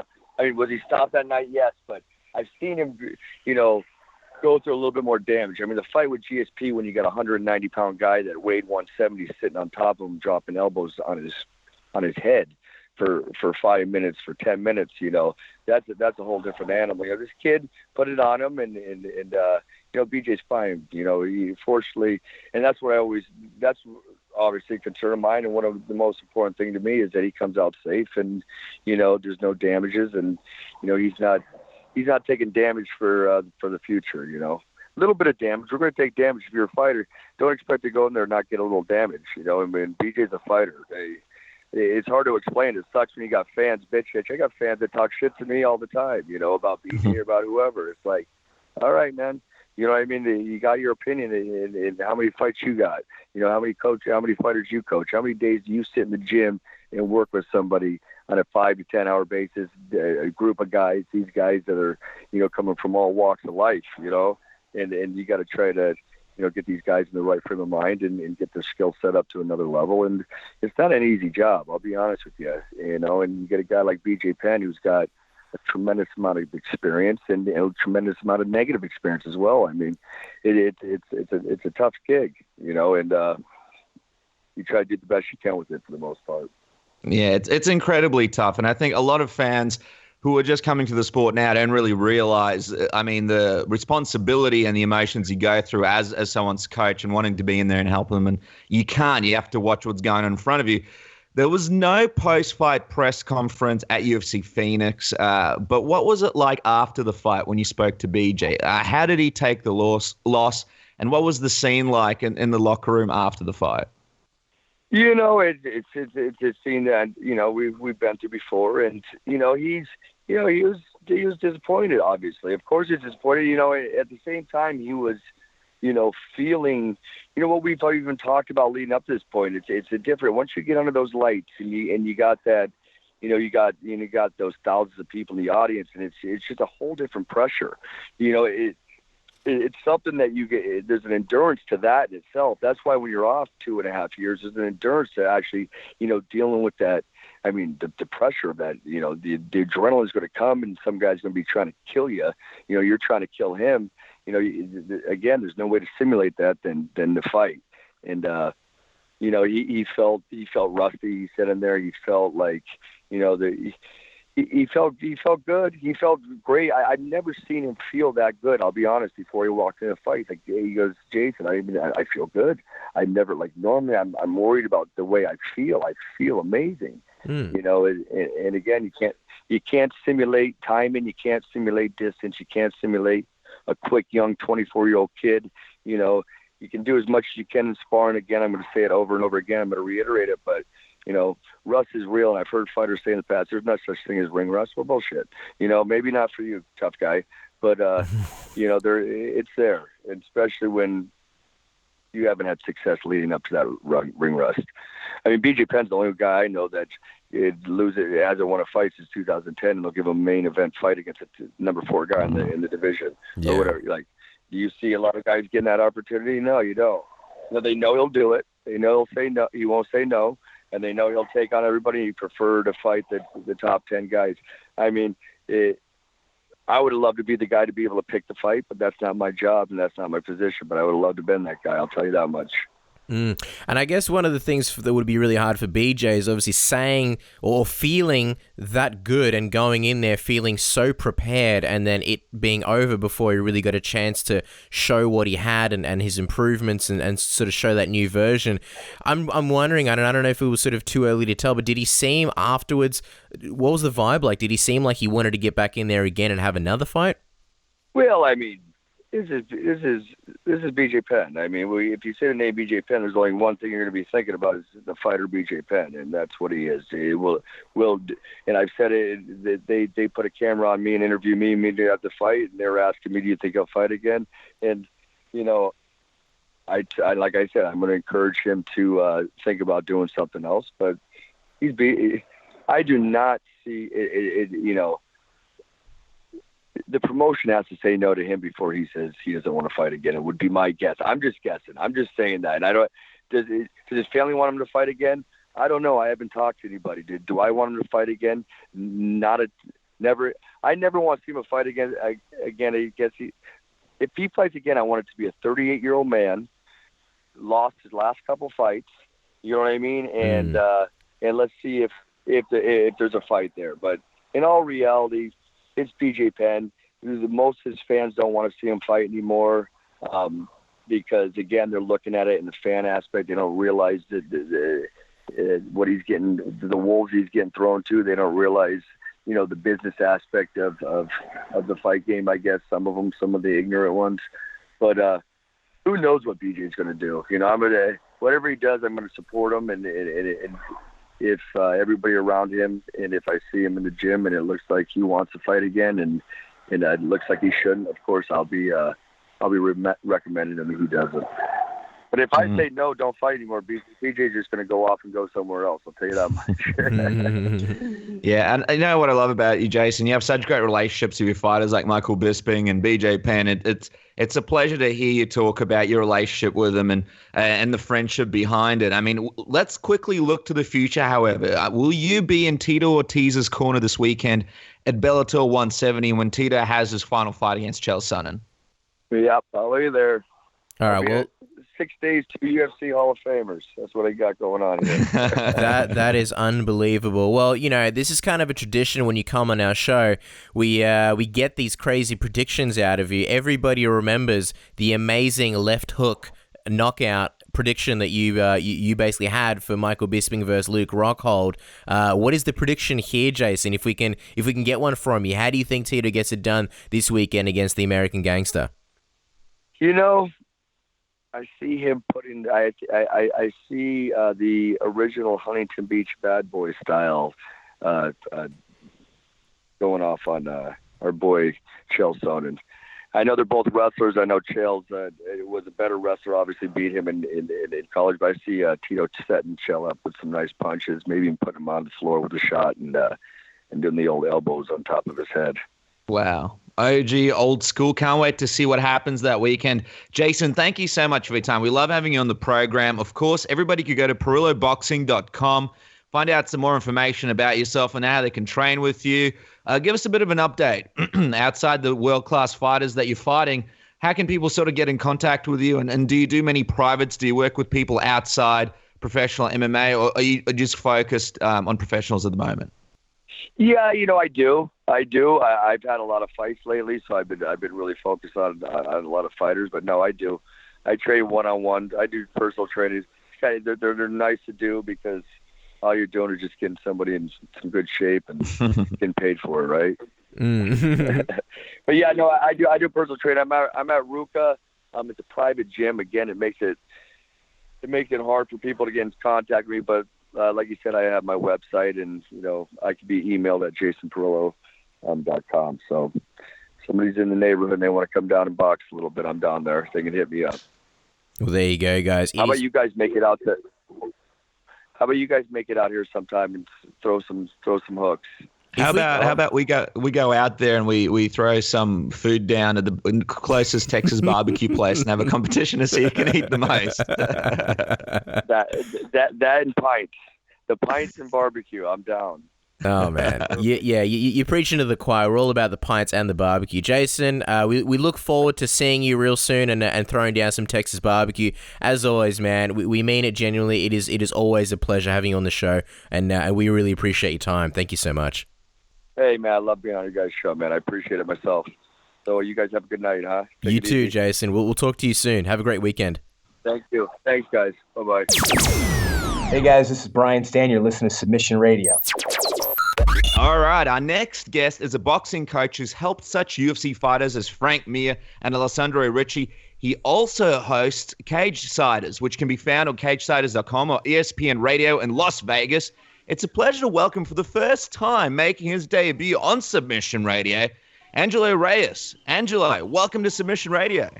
Thank you, guys. Thank you for finally having me. I guess it took me having to have my own show to finally get in the exclusive list of Submission Radio. So thank you, Dennis. Thank you, Casper. No, all joking aside, man, you guys are awesome. And I'm sorry I didn't get a chance to see you guys when you were here in Vegas. It's crazy for me, having to train boxers and also MMA fighters and, really trying to teach this MMA striking style that we're having fun with. We're actually showing a little bit of it now to Jessica Andrade, who just got booked. I think did you guys put that out that she's booked for Houston? We did see it, so that's very exciting times. I mean, we love us a bit at Jessica Andrade, but you mentioned before how we didn't get to meet up when we were in Vegas. You're a very busy man, and you're actually in the Mayweather gym at the moment, right? Because we want to talk to you about this whole Mayweather Dana White headline in the news. Perfect opportunity. You're there right now. You're there in the gym. Yeah, no, I am. This is an amazing gym. It's really, and again, when you guys are here, I'm going to bring you in. I'm going to introduce you to everybody, and you can see how unbelievably professional and very nice everyone here is in the gym. It's a world-class gym. The very best fighters in the world come here all the time. And of course, Floyd Mayweather, man, he's our, if there's black belts in boxing, he is like whatever the highest degree of black belt is in boxing. So yeah, let's talk about that whole, what is it? Dana offered money. And then Floyd actually just went on Showtime because he hosted the first Mayweather Promotions boxing show at Barclays Center over the weekend, which was an amazing card, by the way. It was amazing. And he went. He said, "Let's make it happen." So from what I understand, guys, what Mayweather is offering is to show him whatever it is that Conor has really made, and he'll double whatever that is, plus the cut of the pay-per-view buys, but let's just make it happen. What I saw Dana do is he went on the Colin Cowherd show, the boss man himself, and he offered $25 million to Conor and $25 million to Floyd in pay-per-view cuts. But, of course, Floyd kind of laughed that off because, in all honesty, I mean, guys, if you've looked at the Floyd Mayweather Instagram, he has a check that says $100 million on it, So that's really where it's at. But what do you guys think? I mean, do you think it'll happen? What do you think? Well, it's interesting that you bring that up. I mean, I'm not sure if it will happen. To me, I mean, I'm not in the gym right now, but to me, sometimes it almost feels like Mayweather's sort of using this to sort of stay in the headlines and help promote some of his other events, because like you mentioned, he put on a fantastic event, boxing event quite recently, and I feel like that event got a lot of headlines because he was going around talking about Conor McGregor. So to me, I almost feel like Mayweather's being smart, staying in the headlines, but probably not likely, ending up fighting him. I don't know, Cass, what do you think about it? Yeah, for me, the biggest question is who's going to get paid and how much. I mean, if, Floyd Mayweather is sort of, he's the A side, and that's what he wants to be. I just don't see Conor McGregor saying, okay, Floyd Mayweather's going to get paid more money than me. So I think that's a battle that might sort of go for a long time. What do you think, Angelo? Sounds like there's a bit of a scene there at the moment. Yeah, no, this is just how the Mayweather gym is like at times. But the first question, of course, is, again, is this even a fight that the public wants to see? And that's when we talked about this a week ago with Kevin Iole on our show, The Cage Siders, Kevin said flat out, and Kevin's very close with the Mayweathers, he said, no, it's not going to happen because this is silly. If it was a MMA match, then of course Conor would hurt him, and if it was a boxing match, then Mayweather would destroy him. So why would anyone even really want to see this? Now, I've always been on the side, guys, of feeling like I actually think it could happen, and I even told this to Frank and Richard Hunter when I was on their show, Phone Booth Fighting, last year, where I said, Frank was kind of ribbing me on it, like, no, it's not going to happen. And I told him, I said, watch, man. Usually when Floyd starts to say something, eventually it does happen. And it kind of reminds me of what happened in the Pacquiao-Mayweather scenario where he just kept talking about it so much that it eventually happened. So let me kind of paint this scenario for you guys. All right. Floyd Mayweather is about to be 40. Okay. Conor McGregor is about to be 28. But I don't care if Floyd Mayweather is 80.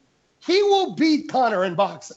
So having said that, if it's going to be a boxing match, this could marinate long enough that maybe in the next year or two, people start to kind of believe that maybe Floyd's too old and maybe Conor could step in. And then, bam, that's when Floyd traps him and goes, yep, I'll fight you in boxing. And then, bam, he just whoops on Conor. Because again, gentlemen, I'm in both sports, so I understand. It's literally completely different. It's like saying ping pong and tennis. It's totally different. Or baseball and football. It's a completely different sport. So I can understand why, like my co-host Jeremy Long, where he says, he thinks it's silly. Why would he pay $70 or more money to just watch Conor get his butt whooped anyways in boxing? I agree that not a lot of people really want to pay $70 to watch somebody, going into it fully knowing, Floyd's just going to destroy Conor anyways. Just like I'm sure nobody would really want to, like, how many people who are UFC fans are really going to pay money to see Floyd step in the octagon?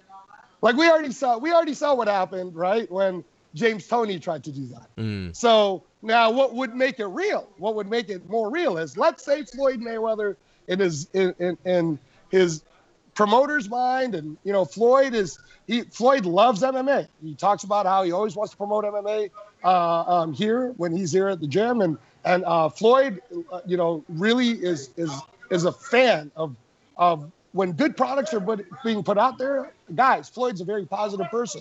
So having said that, if Floyd were to all of a sudden, let's say there's a footage of Floyd doing some karate, or Floyd all of a sudden doing some jiu-jitsu, and then in a couple of years from now, we maybe kind of hype up that idea, Floyd Mayweather jumping in the octagon, then that would be different than the James Toney scenario, because James Toney literally just did it to jump in. And that's kind of like what I feel is happening with Conor. I think Conor is at a point where he maybe is already capped out when it comes to how much money he can make in the UFC. Because honestly, guys, like, how much money do you think Casper, Dennis, how much money do you guys think Conor's already made? In one fight. I'm talking about in one fight. We know he didn't make no 100 million. And we already know Floyd's the man when it comes to that. So how much money do you guys really think McGregor made? I believe in the last fight he got 3 million flat, and then plus pay-per-view it drove it to over 10 million. Obviously, okay, it's not even close to what Mayweather's making. Exactly, which is why when you hear the boxing world and one of my good friends who's one of Mayweather fighters' number one prospects here, who's about to be a world champion, Jay Leon Love, he even went on a lot of medias this past weekend, and he's saying, look, nobody's hating on Conor McGregor. The boxing world is not hating on Conor McGregor. We got nothing but love for Conor McGregor. He's done great for the sport. But let's just keep it real, man. When you're talking about boxing money versus MMA money, it's completely different. The sport is completely different. And if you're going to try to sell a freak show to everyone, where you actually are trying to make everybody believe that you can even step in with the greatest boxer we have in this generation, then yeah, you're probably going to have to take B-side money. And Floyd's being fair, in my opinion, where he's saying, hey, man, show me the paperwork of what you made and I'll double it. What, if you made 10 million, I'll give you 20 guaranteed plus pay-per-view. If you made 20 million, I'll give you 40 plus pay-per-view. So yeah, guys, I mean, that's where I think. Now, in terms of matchups, honestly, Dennis, Casper, do any one of you believe that would even be competitive? No. Well, here's the interesting situation. We mentioned James Toney versus Randy Couture. I think the problem with that matchup was James Toney had no wrestling background, and Randy Couture just took him down and submitted him.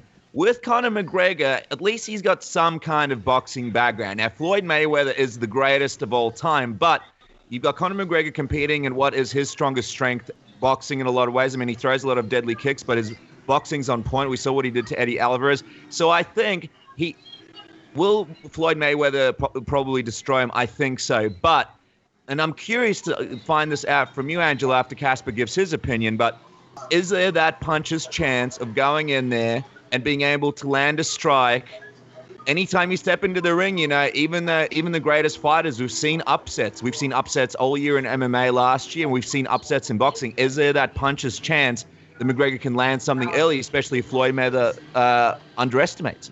I'm going to quickly throw I'm going to throw in my 2 cents really quickly, and then we'll go to you, Angelo. Look, I mean, anything's possible in this world. Crazy things have happened, but I just think when you go up against a guy like Mayweather, who has such amazing defensive boxing, that's kind of what he's known for. I just don't think that, regardless of Conor McGregor's KO power, I mean, we saw that sparring against Chris Van Heert, and I'm not really giving Conor McGregor any chance other than, just barely a puncher's chance. And I mean that respectfully. What do you think, Angelo? Okay, so I'm going to say this as respectfully as I can, but I have said this on my show before, and I know I've said it in Robin Black's show at FightNet, and people want to rip me for it, whatever. Fact of the matter is, Conor McGregor, I agree with Paulie Malignaggi. Boxing is such a different sport, and it is a different art, that saying Conor McGregor even has enough boxing to compete, let's say, in a high-level amateur tournament, would be like saying Floyd could just jump into an Eddie Bravo invitational after playing with some jiu-jitsu over the last few years. It's a different sport, gentlemen. It really is. So puncher's chance. You guys are talking about puncher's chance. He's not going to even hit Floyd. Look, Paulie Malignaggi, when we're just talking boxing here, is one of the best boxers we've seen. He knows how to use the jab. He knows how to use range. He knows how to use footwork. And Paulie said, I will stop McGregor in Ireland if we boxed. And Paulie's not known for punching power. This is where I tend to disagree with you guys, because I have been watching Floyd his entire career. Floyd will stop him. Floyd will knock him out. Floyd, actually, to tell you the truth, will most likely drop him in the body. Because Nate Diaz is and who Floyd likes a lot, he's a good MMA boxer, but having said that, and Nate's awesome. I love Nate. Love Nate. Big fan of Nate. And I actually thought Nate won the second fight with Conor. But again, guys, don't rip me for that too hard. I haven't been in MMA as long. All right. But I do feel that Nate beat him, just like Floyd believes Nate beat Conor in the second fight. If Nate's hurting Conor that way, Floyd will 100% destroy him. It won't even be close. And when you say there's a puncher's chance, dropping Nate Diaz with 4-ounce gloves in an MMA match is not the same as wearing 8-ounce gloves in a boxing ring. So Conor, even if he hits Floyd Mayweather, like Manny Pacquiao hit Floyd Mayweather, he didn't drop Floyd. Shane Mosley hit Floyd Mayweather, and Floyd didn't go like face flat on the ground. So who in Floyd's career, in the 49-0 record that Floyd has, name me the one person in his career that's flat out just dropped Floyd Mayweather to the ground. Name me one. If you name me one, if Cotto, let's say, was the closest person and he's a power puncher. Cotto's a power puncher. If Cotto was the closest person to showing Mayweather even bleeding, right, in their match, right, why would anyone think that Conor is this good? Like, again, man, guys, let's not blow smoke and mirrors up people's asses here, all right? Conor is not a boxer. He's not. Conor McGregor is a mixed martial artist, and as a striking coach, I'll tell you right now what Conor's good at. His karate. His karate is awesome. But if he fights Nate Diaz in a third fight, and I don't exactly know what happened with Nate, I heard there was some injuries there, but he's not complaining, and I don't want to speak for Nate, but I think if Nate Diaz fights Conor McGregor in the third fight, Nate might possibly knock him out. Because I don't believe Conor, I'm a big Conor fan. I love that Conor's doing what he's doing. In fact, when people asked me recently, who do I think would win between Khabib and Conor, and everybody keeps saying Khabib this, even Frank saying, Khabib's going to destroy him, I disagree. I think Conor will knock Khabib out. But when we're talking about striking, when we're talking about people who can strike, like a Nate Diaz in MMA, I think if Nate and Conor fight again, third time, I'm picking my man Nate Diaz to knock him out. Knock him out, most likely body shot. That's what I'm saying. And that's me saying it as a fan of Conor's. I'm a fan of Conor's. But I just got to keep it real. If we're going to analyze striking, there's a lot of holes that Conor's showing.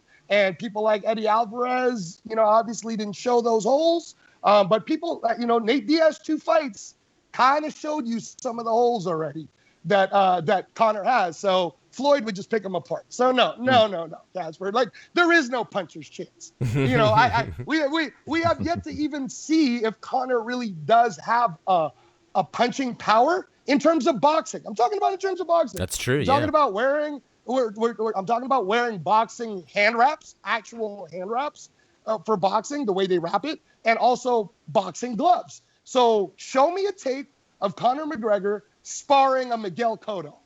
And then if he rocks someone like that, show me a tape of Conor McGregor sparring a Manny Pacquiao. You know, if you show me something like that, then maybe you could sell me on it. Other than that, though, if we're talking just matchups in a pure stylistic sense, the sport of boxing is at the highest level when it comes to that sport. And then again, guys, I have to say, I disagree when you were even saying that Floyd Mayweather's a great defensive boxer. Floyd Mayweather's the black belt of boxing, period. Defense, offense, whatever. You name it, he's the man. You know, and until somebody dethrones him, he's the man. And of all the people you can choose in any roster, in any sport, including the sport of boxing, 49 have tried, guys, and 49 have failed. So until you show me a coach that can give you the blueprint, or a fighter that can give you the blueprint to even come close to beating someone like Floyd, no, gentlemen, no. I start with who would coach McGregor anyways. Like, name me the boxing coach that's going to coach McGregor. Because Freddie already turned it down. You know, Floyd asked Freddie to do it. And Freddie was like, Floyd, even if I trained Conor for 3 years, he still wouldn't even be good enough. You know, so you guys tell me, do you guys know a trainer in Australia maybe? That's a great boxing trainer? Maybe Angelo Reyes can take it up as a project and shock everyone in the world. Angelo, let me just go to the dark side, Angelo. Let me just quickly jump from you from another perspective. Let me add something else to the conversation quickly, and then we want to quickly talk about you and some of the stuff that you're doing, okay?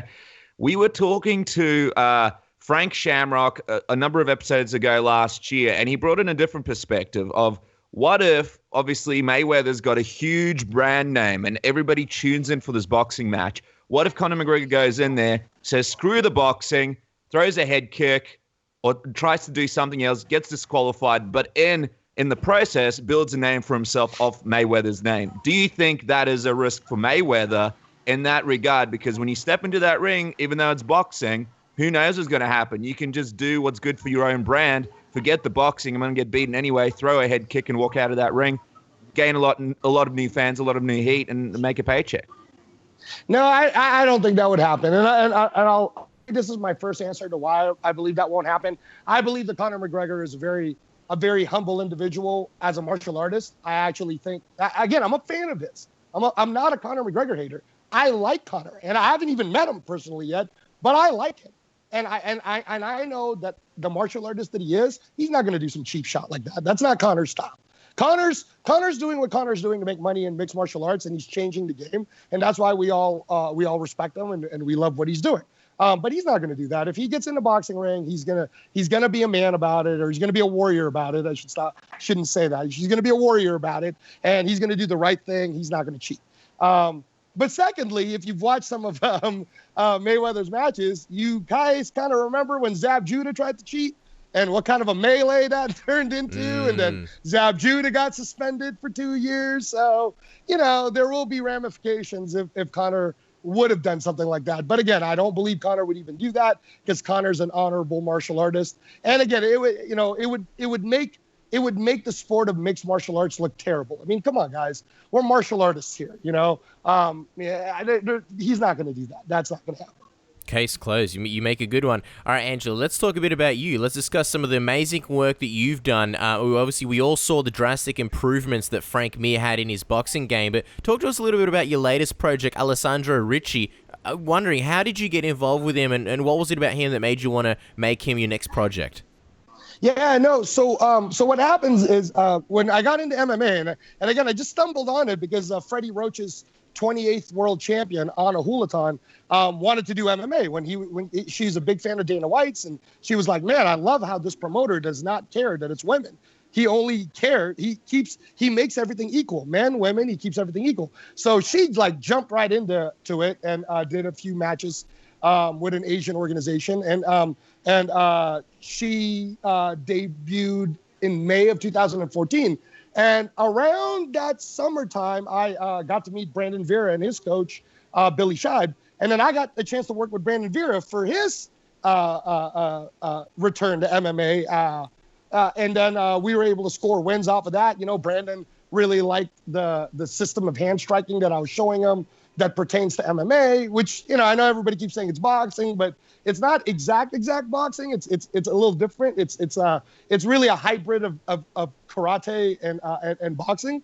So it worked for Brandon really well. He won a couple of times, with knockouts, and he's the champ. I think I won a championship now. And then Frank was the next one after that. And as you guys know, Frank was going through the whole 4-fight losing streak, and everybody was thinking he was done. And Frank was a really fun project because Frank had the same karate background I had because his dad was teaching it to him since he was a kid. So it was an easier conversion with Frank.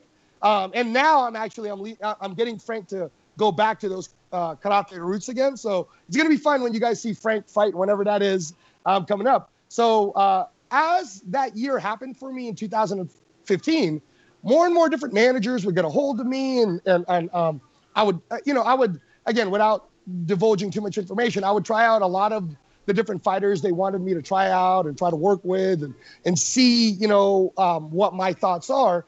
So I was kind of in this fun place where I'm not like a Team Alpha Male, and I'm not like a American Top Team or a Jackson's. I'm kind of like like how Freddie was. Like I'm just gonna coach whoever wants to come to me that I feel I can help, whether it's a Mike Tyson or Vladimir Klitschko or the 35 world champions that Freddie created. Now he's doing the Miguel Cotto project. And because I'm still in the boxing world and I still coach boxers for Orion Sports Management out of Toronto and Alan Tremblay, it was kind of fun to be in a position where even though, let's say, a fighter came to me and maybe he's a hot prospect or he's somebody that most people would want to train, it was easy for me to be honest and say, hey, I don't think they would do well in the system, and here's the reasons why I don't think they would do well. So that's kind of how me and Alessandro got together. Is Robin Black, who I've taught when he's been here in Vegas, is familiar with some of the things that I teach. So he used to manage Alessandro Ricci, and Ricci told him, hey, I'm going to go to Vegas for UFC 200 fight week. So Robin told him, said, you have to go and see Angelo. So when I met Alessandro on the first day, guys, I said to and he wasn't in the UFC yet, so he hadn't been signed to the UFC yet. Mm-hmm. He told me about a story. He was telling me that this is going to be his last year to really give it a try. And if he doesn't make it to the show, he's just going to retire. So it kind of reminded me a little bit of the American Rocky Balboa film, because he's Italian Canadian. And, actually his manager, Tiago Akamura, plays with his name a lot, where he's like, hey, maybe we can get Bruce Buffer to call him Richie Balboa, so we're kind of messing around with it. But I really felt heartfelt about this man who dedicated his life since he was a teenager into martial arts. He went to Thailand on his own, lived there for 3 years, kind of like Jean-Claude Van Damme type, and he kind of even looks a little bit like Jean-Claude Van Damme, and lived there and learned the mastery of Muay Thai. So when I first did my first day with him, I resonated with his striking right away, where I was like, man, I don't think people even recognize how amazing this guy's Muay Thai is. This guy's good. This guy's really good. So then I started doing what I do, which is doing the researches on his past fights and everything else. And man, come to find out, this guy was winning in Contender Asia. He was knocking people out cold with his hands. So then I was like, okay, let me see what happened in his MMA career. So I think what derailed him a little bit is when he fought Daryl Horcher. I forgot what Canadian show that was. When he lost that fight, that's the fight that got Horcher into the UFC. So here's a guy who is the super, like sometimes in the NBA, there's this super talented basketball player that he hasn't flourished with a lot of other different teams, but maybe it's because the playbook or the system isn't the one that's fit for him. Mm-hmm. And the minute I started training him the system that I do, he gravitated towards it right away. And then we started kind of playing with him. And then after he left here in July, I told him, I said, hey, look, keep me updated, but keep your head up. Anything can happen in mixed martial arts. And if the universe answers you back and tells you you'll be in the UFC, then just know that's going to be your moment. And sure enough, guys, he got that 8-day notice for Vancouver. Unfortunately, at that time, he even called me, but I couldn't be with him because at the time I was training Milos Pentelik, who's a light heavyweight that I train out of Toronto. He's a boxer. And I couldn't be with him. I was just coming back from Mexico. So I unfortunately couldn't be there for the Jeremy Kennedy fight. But then after he lost that fight, I think it was 2 weeks later, he came to Vegas, and then we built our relationship from September. And then as of October, he had me become his head coach. So I'm lucky because Frank Mir, obviously, who is not quite a coach yet, but as you guys know, he's not active in his fighting. So he's been mentoring a lot of the fighters that tend to want to learn the system. And who better to show you than the greatest heavyweight we've ever had in Frank Mir, Mm-hmm.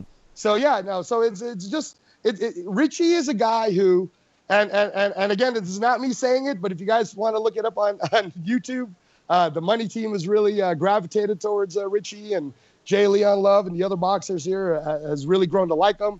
He's one of the only MMA fighters that actually is training here out of the Mayweather boxing gym in Las Vegas, and these guys are helping him out. But just recently, when they were talking about the Conor McGregor versus Mayweather subject, these guys were going on the media and saying, "Look, man, we have MMA fighters coming out of our Mayweather boxing gym that couldn't box." That could outbox Conor McGregor, and they were talking about Alessandro Ricci. Wow. So again, that's not me saying it, guys. That's the expertise of the Mayweather boxers here saying that Alessandro would outbox Conor. For me, man, I'm just trying to make sure that Alessandro learns this system well and continues to flourish and have a great career in the UFC. Yeah, certainly. And Alessandro has a fight coming up, UFC Halifax, February 19th against Elvira Herrera. So everybody needs to check it out. Angelo, we're running out of time, so I want to ask you a final question before we let you go, because we know how busy you are. You are now not only a coach, but now, and obviously a great coach that's coached so many great fighters, but now you're on the other side of the table as a host on Cage Side, as an ESPN Las Vegas show that's available on iTunes, and everybody should be checking it out. It's a fairly new show, but in the last 9 episodes, you guys have really made a statement in the media industry, a lot of great guests. Talk to us a little bit about being on the other side of the coin like us, being behind the mic and asking the hard questions. Yeah, no, it's weird, guys. It's really weird because sometimes I feel like, because Kevin, when I even asked Kevin Iole to come into the studio, he was like, "Angelo, man, don't grill me with hard questions." But it's funny because I know what it's like to be in you guys. I mean, it's weird. It's like, as a media person, I have to kind of ask you the hard questions if I feel like that's the direction of the interview, So just recently we had Jose Torres on, and he was, we're talking about him becoming maybe the next guy that could maybe even possibly be the guy that eventually takes over for Demetrius Johnson in the UFC. But to ask him some of the hard questions, it's weird, because as a coach, when I'm on the coaching side, I'm kind of like, "Hey, man, don't talk about this or don't talk about that." But then when you're on the media side, let's say somebody's injured and you kind of know, and it's kind of public information.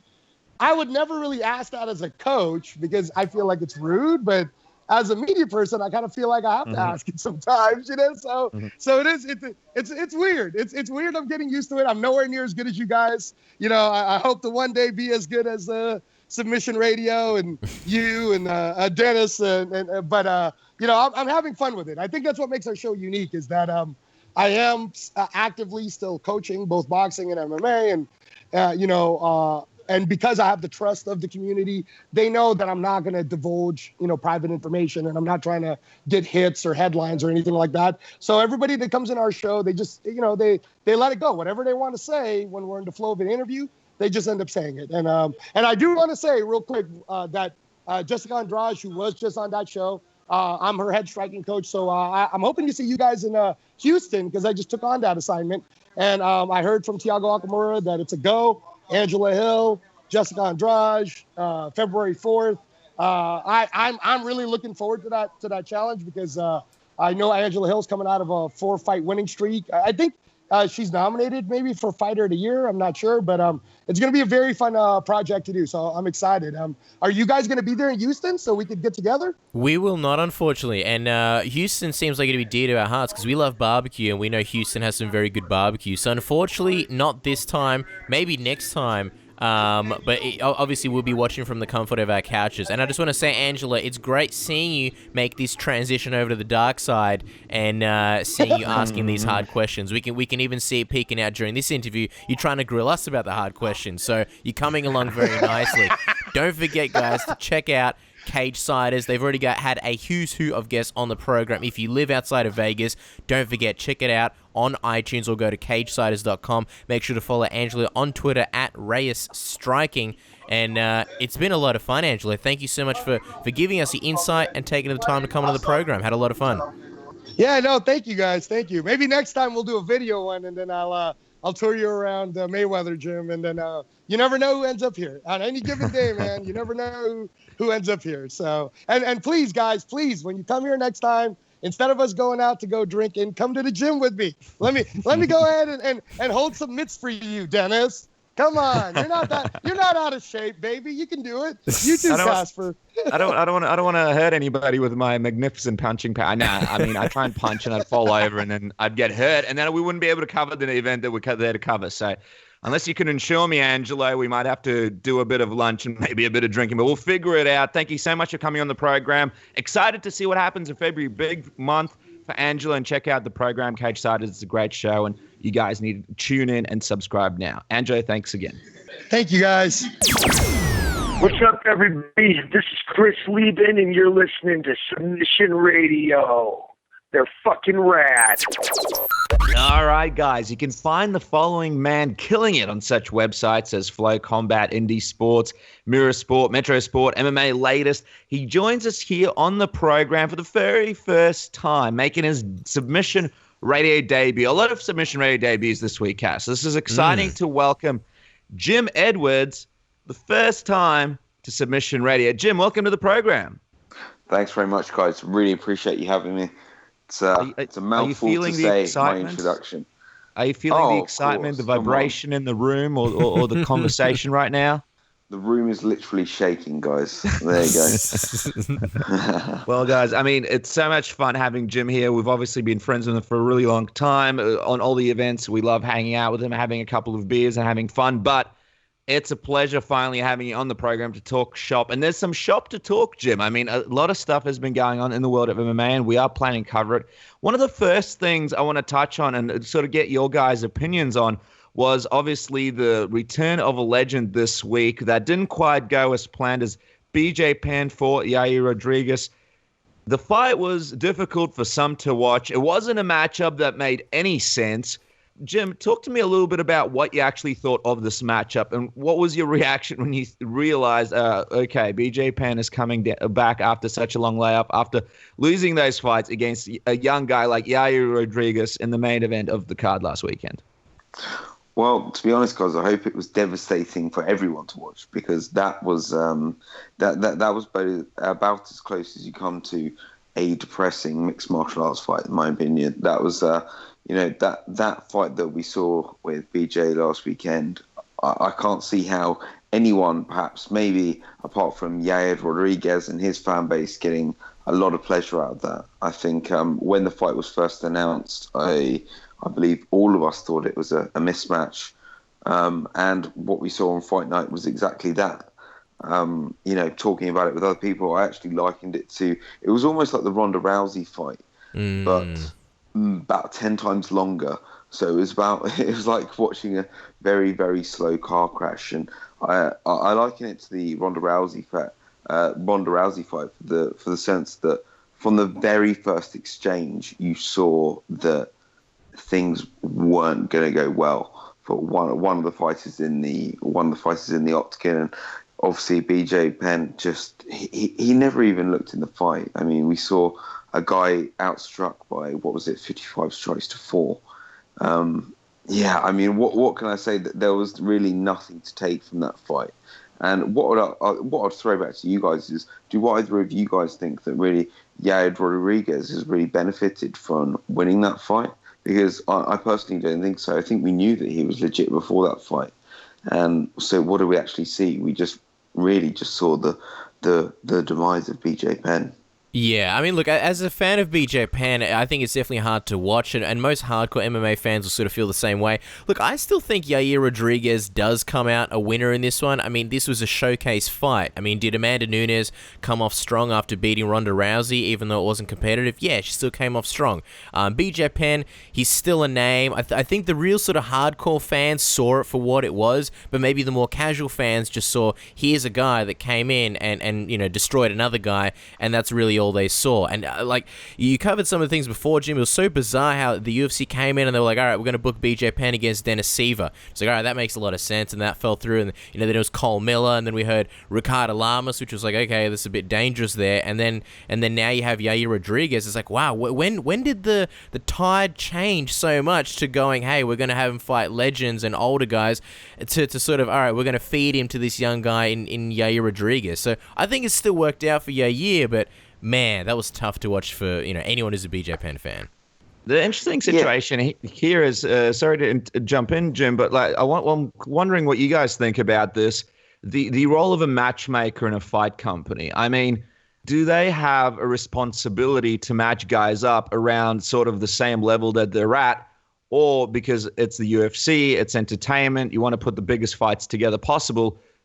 Over the years, has that responsibility sort of wavered a little bit, and now we do see sort of fights like BJ Penn and Yair Rodriguez? What do you think about that, Jim? Well, it's funny you mention that, guys. So I've been talking with a lot of the guys that are fighting in the higher kind of weight classes, as you were saying, in the last few weeks, who are, you know, now kind of getting their fights arranged by Nick Maynard, who's only just joined them since Joe Silva left at the end of the year. And what these guys are telling me that actually is they're really kind of appreciating the fights that he's putting together right now. I mean, I could mention Tom Breeze, who spoke to me at great length in the last week, who's been talking to me and saying, actually, Nick's listening to the fights that, not the ones that I want, but necessarily putting together fights that he believes are going to be entertaining. Now, this fight got put together, I guess, in the featherweight division a while back now.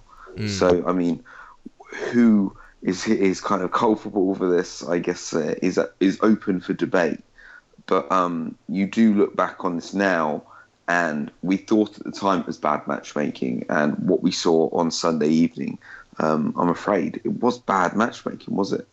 Yeah, and you could kind of think about what kind of responsibility a matchmaker has in these kind of situations, not only from a fan's perspective, but from interesting fight perspective and also a health perspective. Casper, the big question going around now is, and I mean, we spoke to Jason Parillo about this, but I want to get your thoughts. What would you like to see next for BJ Penn? Do you want to see I mean, he's achieved so much. A lot of people are pointing to retirement. Or would you like to see him come back and have some kind of fight in more of a masterclass in the UFC where he fights an older fighter with sort of some name value and actually has a good matchup where people can sit down and actually see what he can now do at his age and at this point in his career? Yeah, I mean, look, I wasn't expecting him to come in and turn back the clock, but from the get-go, when I heard that he was going to, Jackson Winklejohns, I was excited to see what kind of BJ we were going to see. When he said that he wanted to fight and win the featherweight belt, I thought that was a little bit, that was reaching a little bit high, but we were never going to see that against Yair Rodriguez. So why not do what the UFC should have done initially? Why not bring him in and see what his improvements are against a guy like Diego Sanchez? Do that rematch. Diego's sort of in a similar place in his career. He's nowhere near the title picture. He's a legend. We don't know how much longer he's got in the sport. Put him and BJ on, do that rematch. Or a guy like Clay Guida, who is another legend in the sport that may not have, a lot longer to go. And he's not this devastating knockout guy with crazy punching power who's really going to destroy BJ Penn and take years off his life. I think those are the kind of fights that the UFC should be making. Yeah, and from an entertainment perspective, obviously we all love a good finish. love a big, impactful fight, but I was actually looking forward to seeing what BJ Penn can do, like you mentioned, with Jackson Winklejohn. And I just feel like people got robbed of the opportunity to actually see BJ Penn fight because he got matched up with someone who was so much better than him and younger and more in his prime. And I mean, I would have just enjoyed seeing BJ, like you mentioned, fight someone who's a little bit older and actually see what he could do. So I guess we'll see what happens next. But speaking of sort of strange matchups, I want to get your opinions on this one. UFC 208 will also feature a fight between Anderson Silva and Derek Brunson. I was a little bit surprised at this matchup. I mean, obviously, Derek Brunson lost in Melbourne to Robert Whittaker.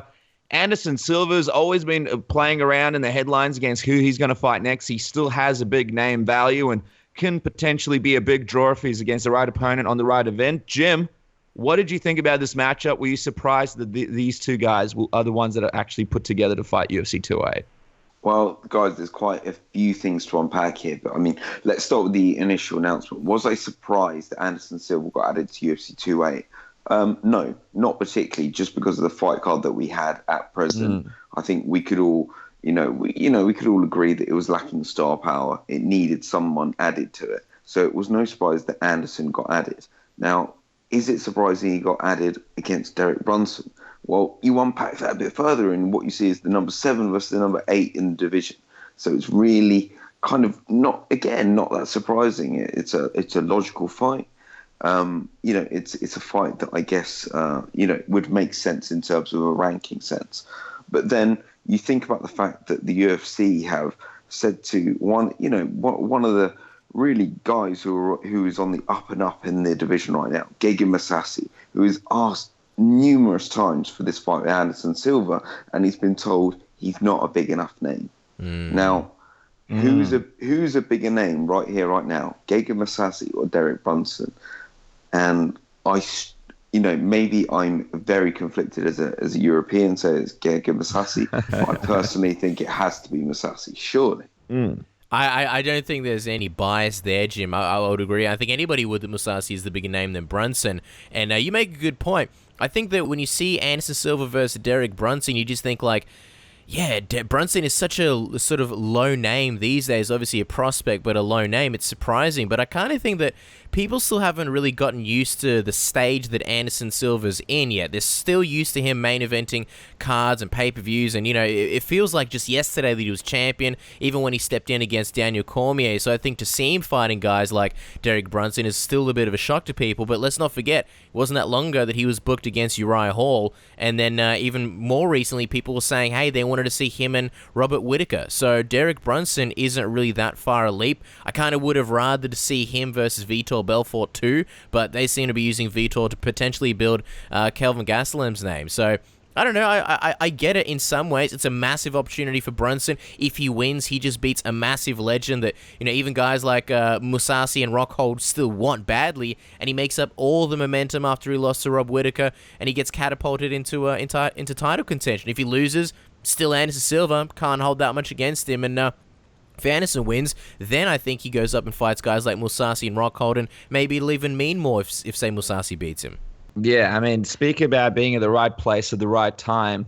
Brunson goes from losing in a fight night event here in Melbourne to Robert Whittaker to potentially, the biggest fight of his career over at UFC 208. And, I mean, it will be interesting to see if he capitalizes on it. But some of the other news that came out about Anderson Silva, I just want to quickly touch on. I mean, Jim, Silva spoke to Globo TV and spoke a little bit about Conor McGregor, believe it or not. It seems to be a theme with a lot of fighters.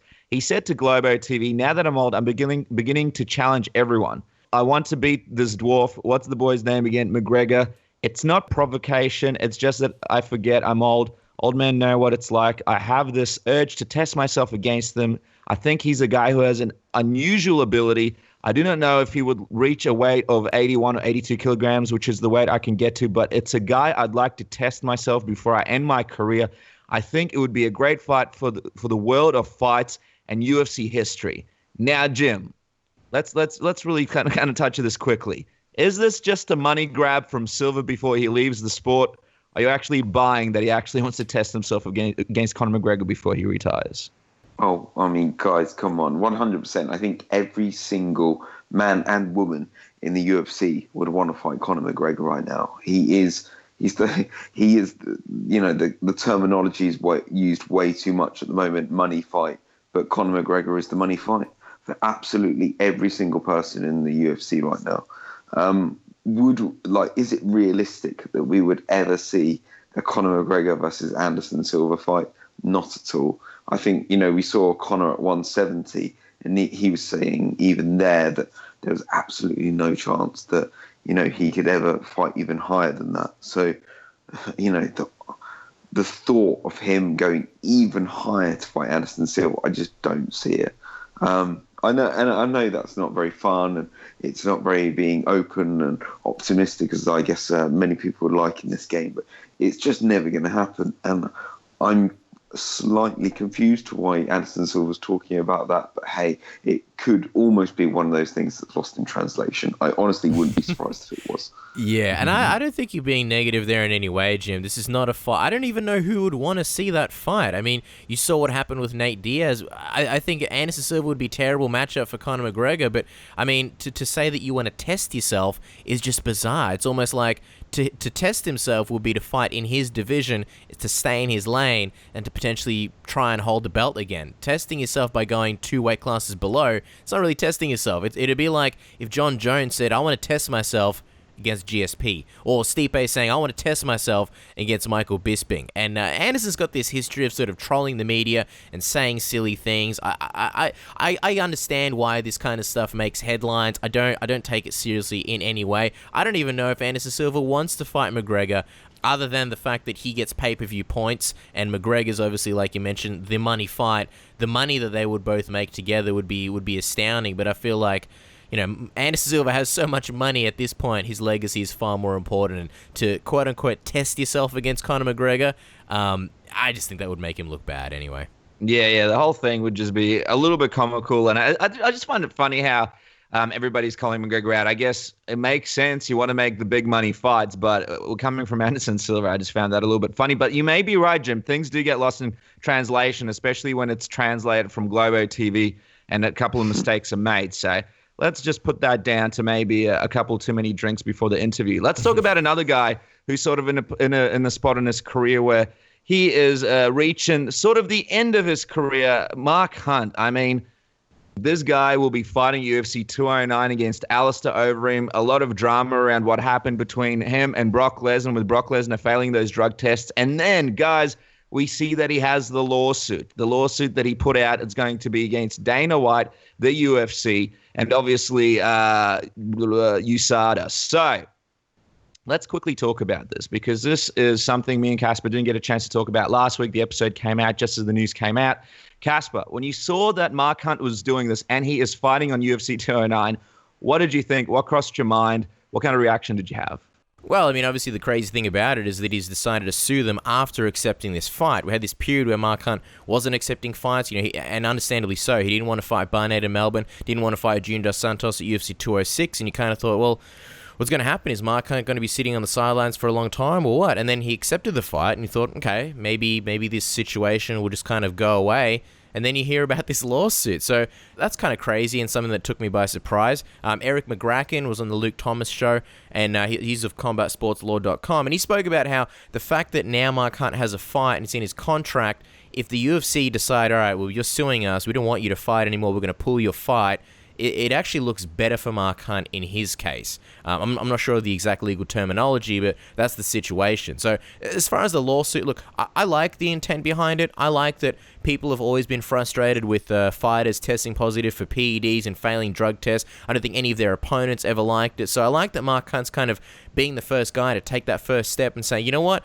Everybody can do what they want. The fighters have never really, been able to do anything. We've always been at the mercy of the State Athletic Commission or USADA, and now I'm going to take a next step, and I'm going to do what no one's ever done. I'm going to sue the UFC. I'm going to sue Brock Lesnar. Whether he's successful or not is a different story. McGracken reckons that it's going to be an out-of-court settlement, because if they go to court and the UFC has to defend themselves, and things are going to get brought up like the UFC 152 situation with Vitor Belfort and them seemingly letting him fight with elevated testosterone. But what I think is interesting and going to be interesting in the short term is, what is the UFC 209 media day and potentially the press conference going to look like? I mean, Mark Hunt's suing the company.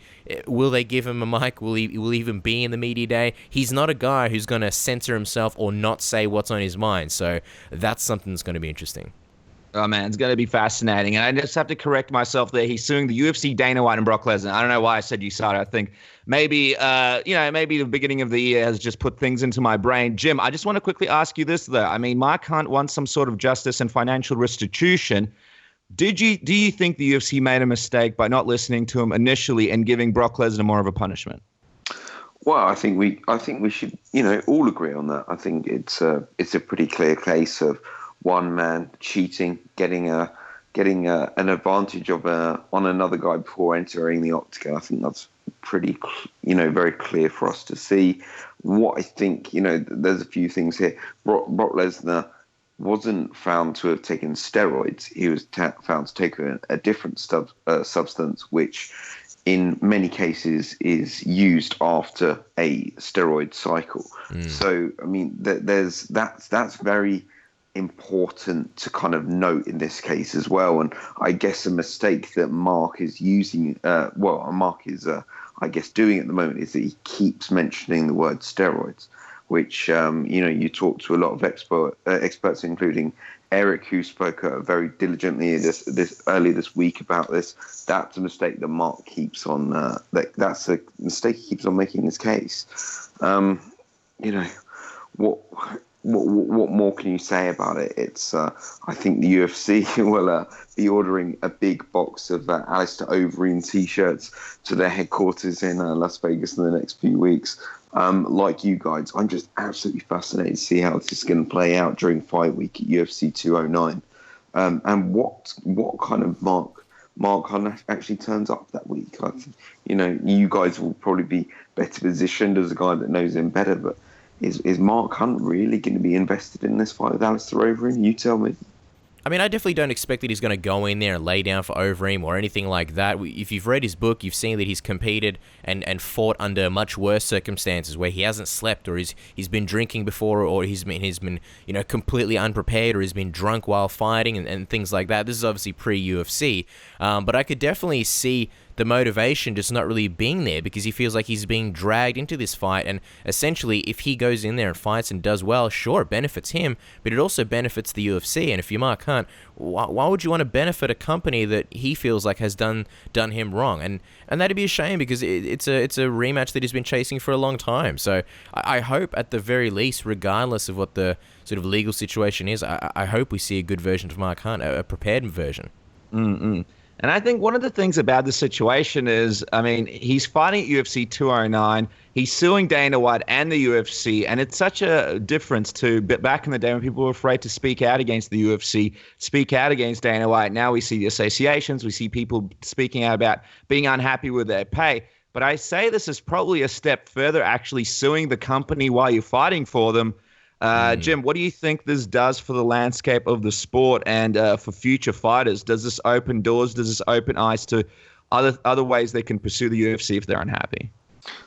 I think it very much depends on the outcome. I think there's a lot of guys, taking notice of what's happening now. It'd be impossible not to.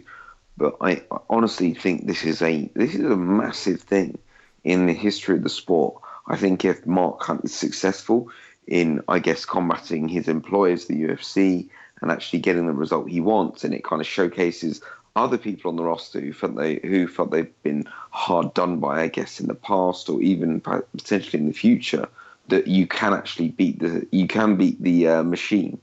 If this is a situation where it's settled out of court or the UFC defeat Mark Hunt, then it could completely go the other way and serve to discourage anyone even more from speaking out against the UFC. I think it's absolutely fascinating, and it's going to be one of those things that I guess you, myself, the rest of the kind of media, and I guess fans watching around the world really going to be keeping a really close eye on in the next few weeks. Yeah, it's going to be fascinating to see what happens. Now, guys, before we wrap this chat up, one of the things that just happened quite recently before we started recording this program was Tim Kennedy announcing his retirement from the sport of MMA. I just want to quickly go around, get you guys' reaction to this. Obviously, for myself personally, Tim has always been a great guest in the program. We spent quite a bit of time with him behind the scenes doing interviews, spending time in his hotel room. He's always been a comical guy and really great with his time.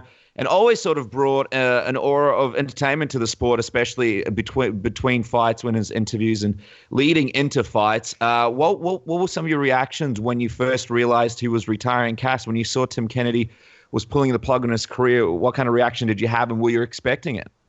I wasn't expecting it, even though he sort of said that this might be the last time we ever see him in the lead up to UFC 205 and UFC 206. I kind of think I thought he'd be going out under different terms, not sort of retiring because he couldn't fight anymore, more sort of retiring because he doesn't want to fight in the UFC and he wants to pursue this, MMA union or sort of MMA association. So selfishly, I was really sad to see Tim retiring. It kind of caught me off guard, but I'll applaud him. I think it's a good thing that he did that. I mean, in that lengthy Facebook post, he spoke about how he felt prepared. He made zero excuses. He's a guy that's unbelievably tough. He graduated Rangers College where, they sleep deprive you for 2 months and do all these insane physical tests, and then he took a fight 6 days later. So he's not a guy who comes into fights unprepared, and we just didn't see that same Tim Kennedy there. And I think everybody was kind of surprised. He'd slowed down. He didn't have the gas tank that he used to. And so I think it's the smart decision to make. Like, we just spoke about BJ Penn sort of coming back one too many times and just sort of taking unnecessary risks getting against top guys. And I think with Tim, he didn't want to be a guy that sort of hung around and was like, all right, I'll face the top 15 guys. He wanted to be a champion. And I think it's champion or bust. If he feels like he can't do that anymore, he doesn't want to hang around. He doesn't want to stick around. And I kind of think a lot of fighters can take a page out of Tim's book. So, thank you so much to Tim Kennedy for all the memories. I've always liked him. I've always enjoyed his fights. I've always enjoyed his dry sense of humor. He's, like you mentioned, Dennis, he's a really, really entertaining guy, and my hat's off to him for a great career. He is a fighter's fighter. He fights in every way of life, whether it's fighting, whether it's what he's done for the military, and the good thing is he's going to continue to fight for the fighters, and he's going to be doing this MMA association. We don't know where it's going to go, but he's going to be a fighter till he dies. So I have nothing but respect for Tim Kennedy. Yeah, Jim, I mean, this one time, quite recently on a trip, you weren't there, but me and Casper were in his hotel room, and my shoelace was untied. Tim Kennedy pops down, ties my shoelace, gets back up on his seat, and just gives me this hilarious look, like, there you go, Tim Kennedy just fixed your shoelace. We got a couple of photos of it. Gave it a nice pat. He patted the shoe, and I mean, this was as he was going through weight cuts and doing all this stuff. So, I mean, the guy is just a constant source of entertainment and a great guy. Just quickly, I mean, he's had a lot of great moments. Is there a fight in particular that Tim Kennedy has had possibly in Strikeforce that stands out to you as a highlight as he retires? I wanted to go for the tribute for the Troops fight against Michael Bisping. That just kind of stood out for me. Like, obviously, because Michael's quite close to my heart, but I just remember watching that fight that evening, and I just couldn't resent him. Like, even as more of a fan back there more than the media, I was hoping Michael would win that fight, but just actually watching him kind of celebrate with his own people kind of that night, and just kind of the emotions that came with that victory. I know it's not going to go down as probably Tim Kennedy's greatest victory that he's ever had in his career, but that one really kind of struck a point with me. And just going back to what you guys were saying earlier, was I surprised that he kind of retired? Not so much, just given the nature of that defeat at UFC 206. It wasn't it wasn't like a BJ Penn fight where it was relatively over quite quickly. This was something that got drawn out over 3 rounds where he was totally outclassed. And I think Tim knew in himself that, it was possibly time, and I can't, just take my hat off enough for him to kind of recognise that and getting himself out before the game catches up to him. But yeah, I mean, he's had a lot of special moments, and I hope he's going to have more in the sport, because I believe he's going to play an absolutely vital role with this Fighters Association coming up in the next few years. Yeah, and also he's got a lot of fun things happening in the entertainment world, so people will be able to stay in touch with them. Now, Jim, as we wrap up, I guess a small theme on the show this week has been discussing a little bit this Mayweather-Conor McGregor boxing situation. We had Angelo Reyes on previously, where he sort of explained his thoughts and got mine and Casper's. Before we wrap up, we want to get some of your thoughts. I mean, talk ramping up this week, more offers being made. Dana White putting down a concrete offer for Floyd Mayweather. Floyd Mayweather sort of laughing about it. What has been your reaction to this fight emerging once again into the headlines this past week? I'll be honest, guys. I've tried to ignore it. I really have. It's been one of those things where, do you know what? On Friday, very late Friday night, I got a call from one of the UK newspapers who said, "Please, can you work this event for us?" And I was like, "What's going on? It's been announced?" Couldn't believe it. Obviously, no. People back in the UK are actually believing this is 100% going to happen at one point. And that's a different story to what it was a few months ago, where it was a total pipe dream. Guys, what I think's happening here is the more people talk about it, the more Mayweather and McGregor keep talking about this, the more people see the money that's connected with it. And an ever-growing amount of people are believing that this is going to be a good idea and that there's a lot of money to be made for everyone. And, there quite possibly is. I think we're slowly seeing more and more people get convinced this is a great idea. I still think we've got a very, very long way to go before it ever becomes even, a chance of being a reality. But we're getting closer each and every week. And, I'll sit back and enjoy the show. Sit back and enjoy the circus, but I really don't want any part of it. Yeah, circus is probably a good way to describe it, Jim, and I want to drag you back in there for a second. I want to ask you something, because we had Angelo Reyes on just before, and he's obviously, in the Mayweather gym, and he's from the boxing world, and he had a take, which I think maybe it reflects a lot of boxing fans' opinions on this fight, which is basically that Mayweather is going to destroy Conor McGregor, right? I think majority of people, whether you're a boxing fan or an MMA fan, you understand that and you agree with that. But he basically said this fight will not really make a lot of money. It's not really going to have a lot of interest. People don't want to spend $70 on something like that is essentially going to be a squash match and may not even be all that interesting. What I'm wondering, though, Jim, is do you think that will really be a factor, or do you think that the fact that everybody's such a good promoter here, from Mayweather, from Dana White, from the UFC, to Conor McGregor, everybody here is a phenomenal promoter. Do you think it's really even going to matter that it's a mismatch? I mean, you say you've got all this interest from all these other outlets. What do you think about the sort of excitement levels and the potential to make a lot of money and do a lot of pay-per-view buys here? I mean, this will no doubt probably be the biggest pay-per-view event of all time. I personally don't think anyone's doubting that. Bigger than Mayweather Pacquiao? Oh, 100%. I honestly do, and I know that's a very big thing to say. But when you start combining all the media hype that will surround it as soon as it's announced, you start combining, network television deals that both sports have. I honestly think this would be the biggest pay-per-view event of all time.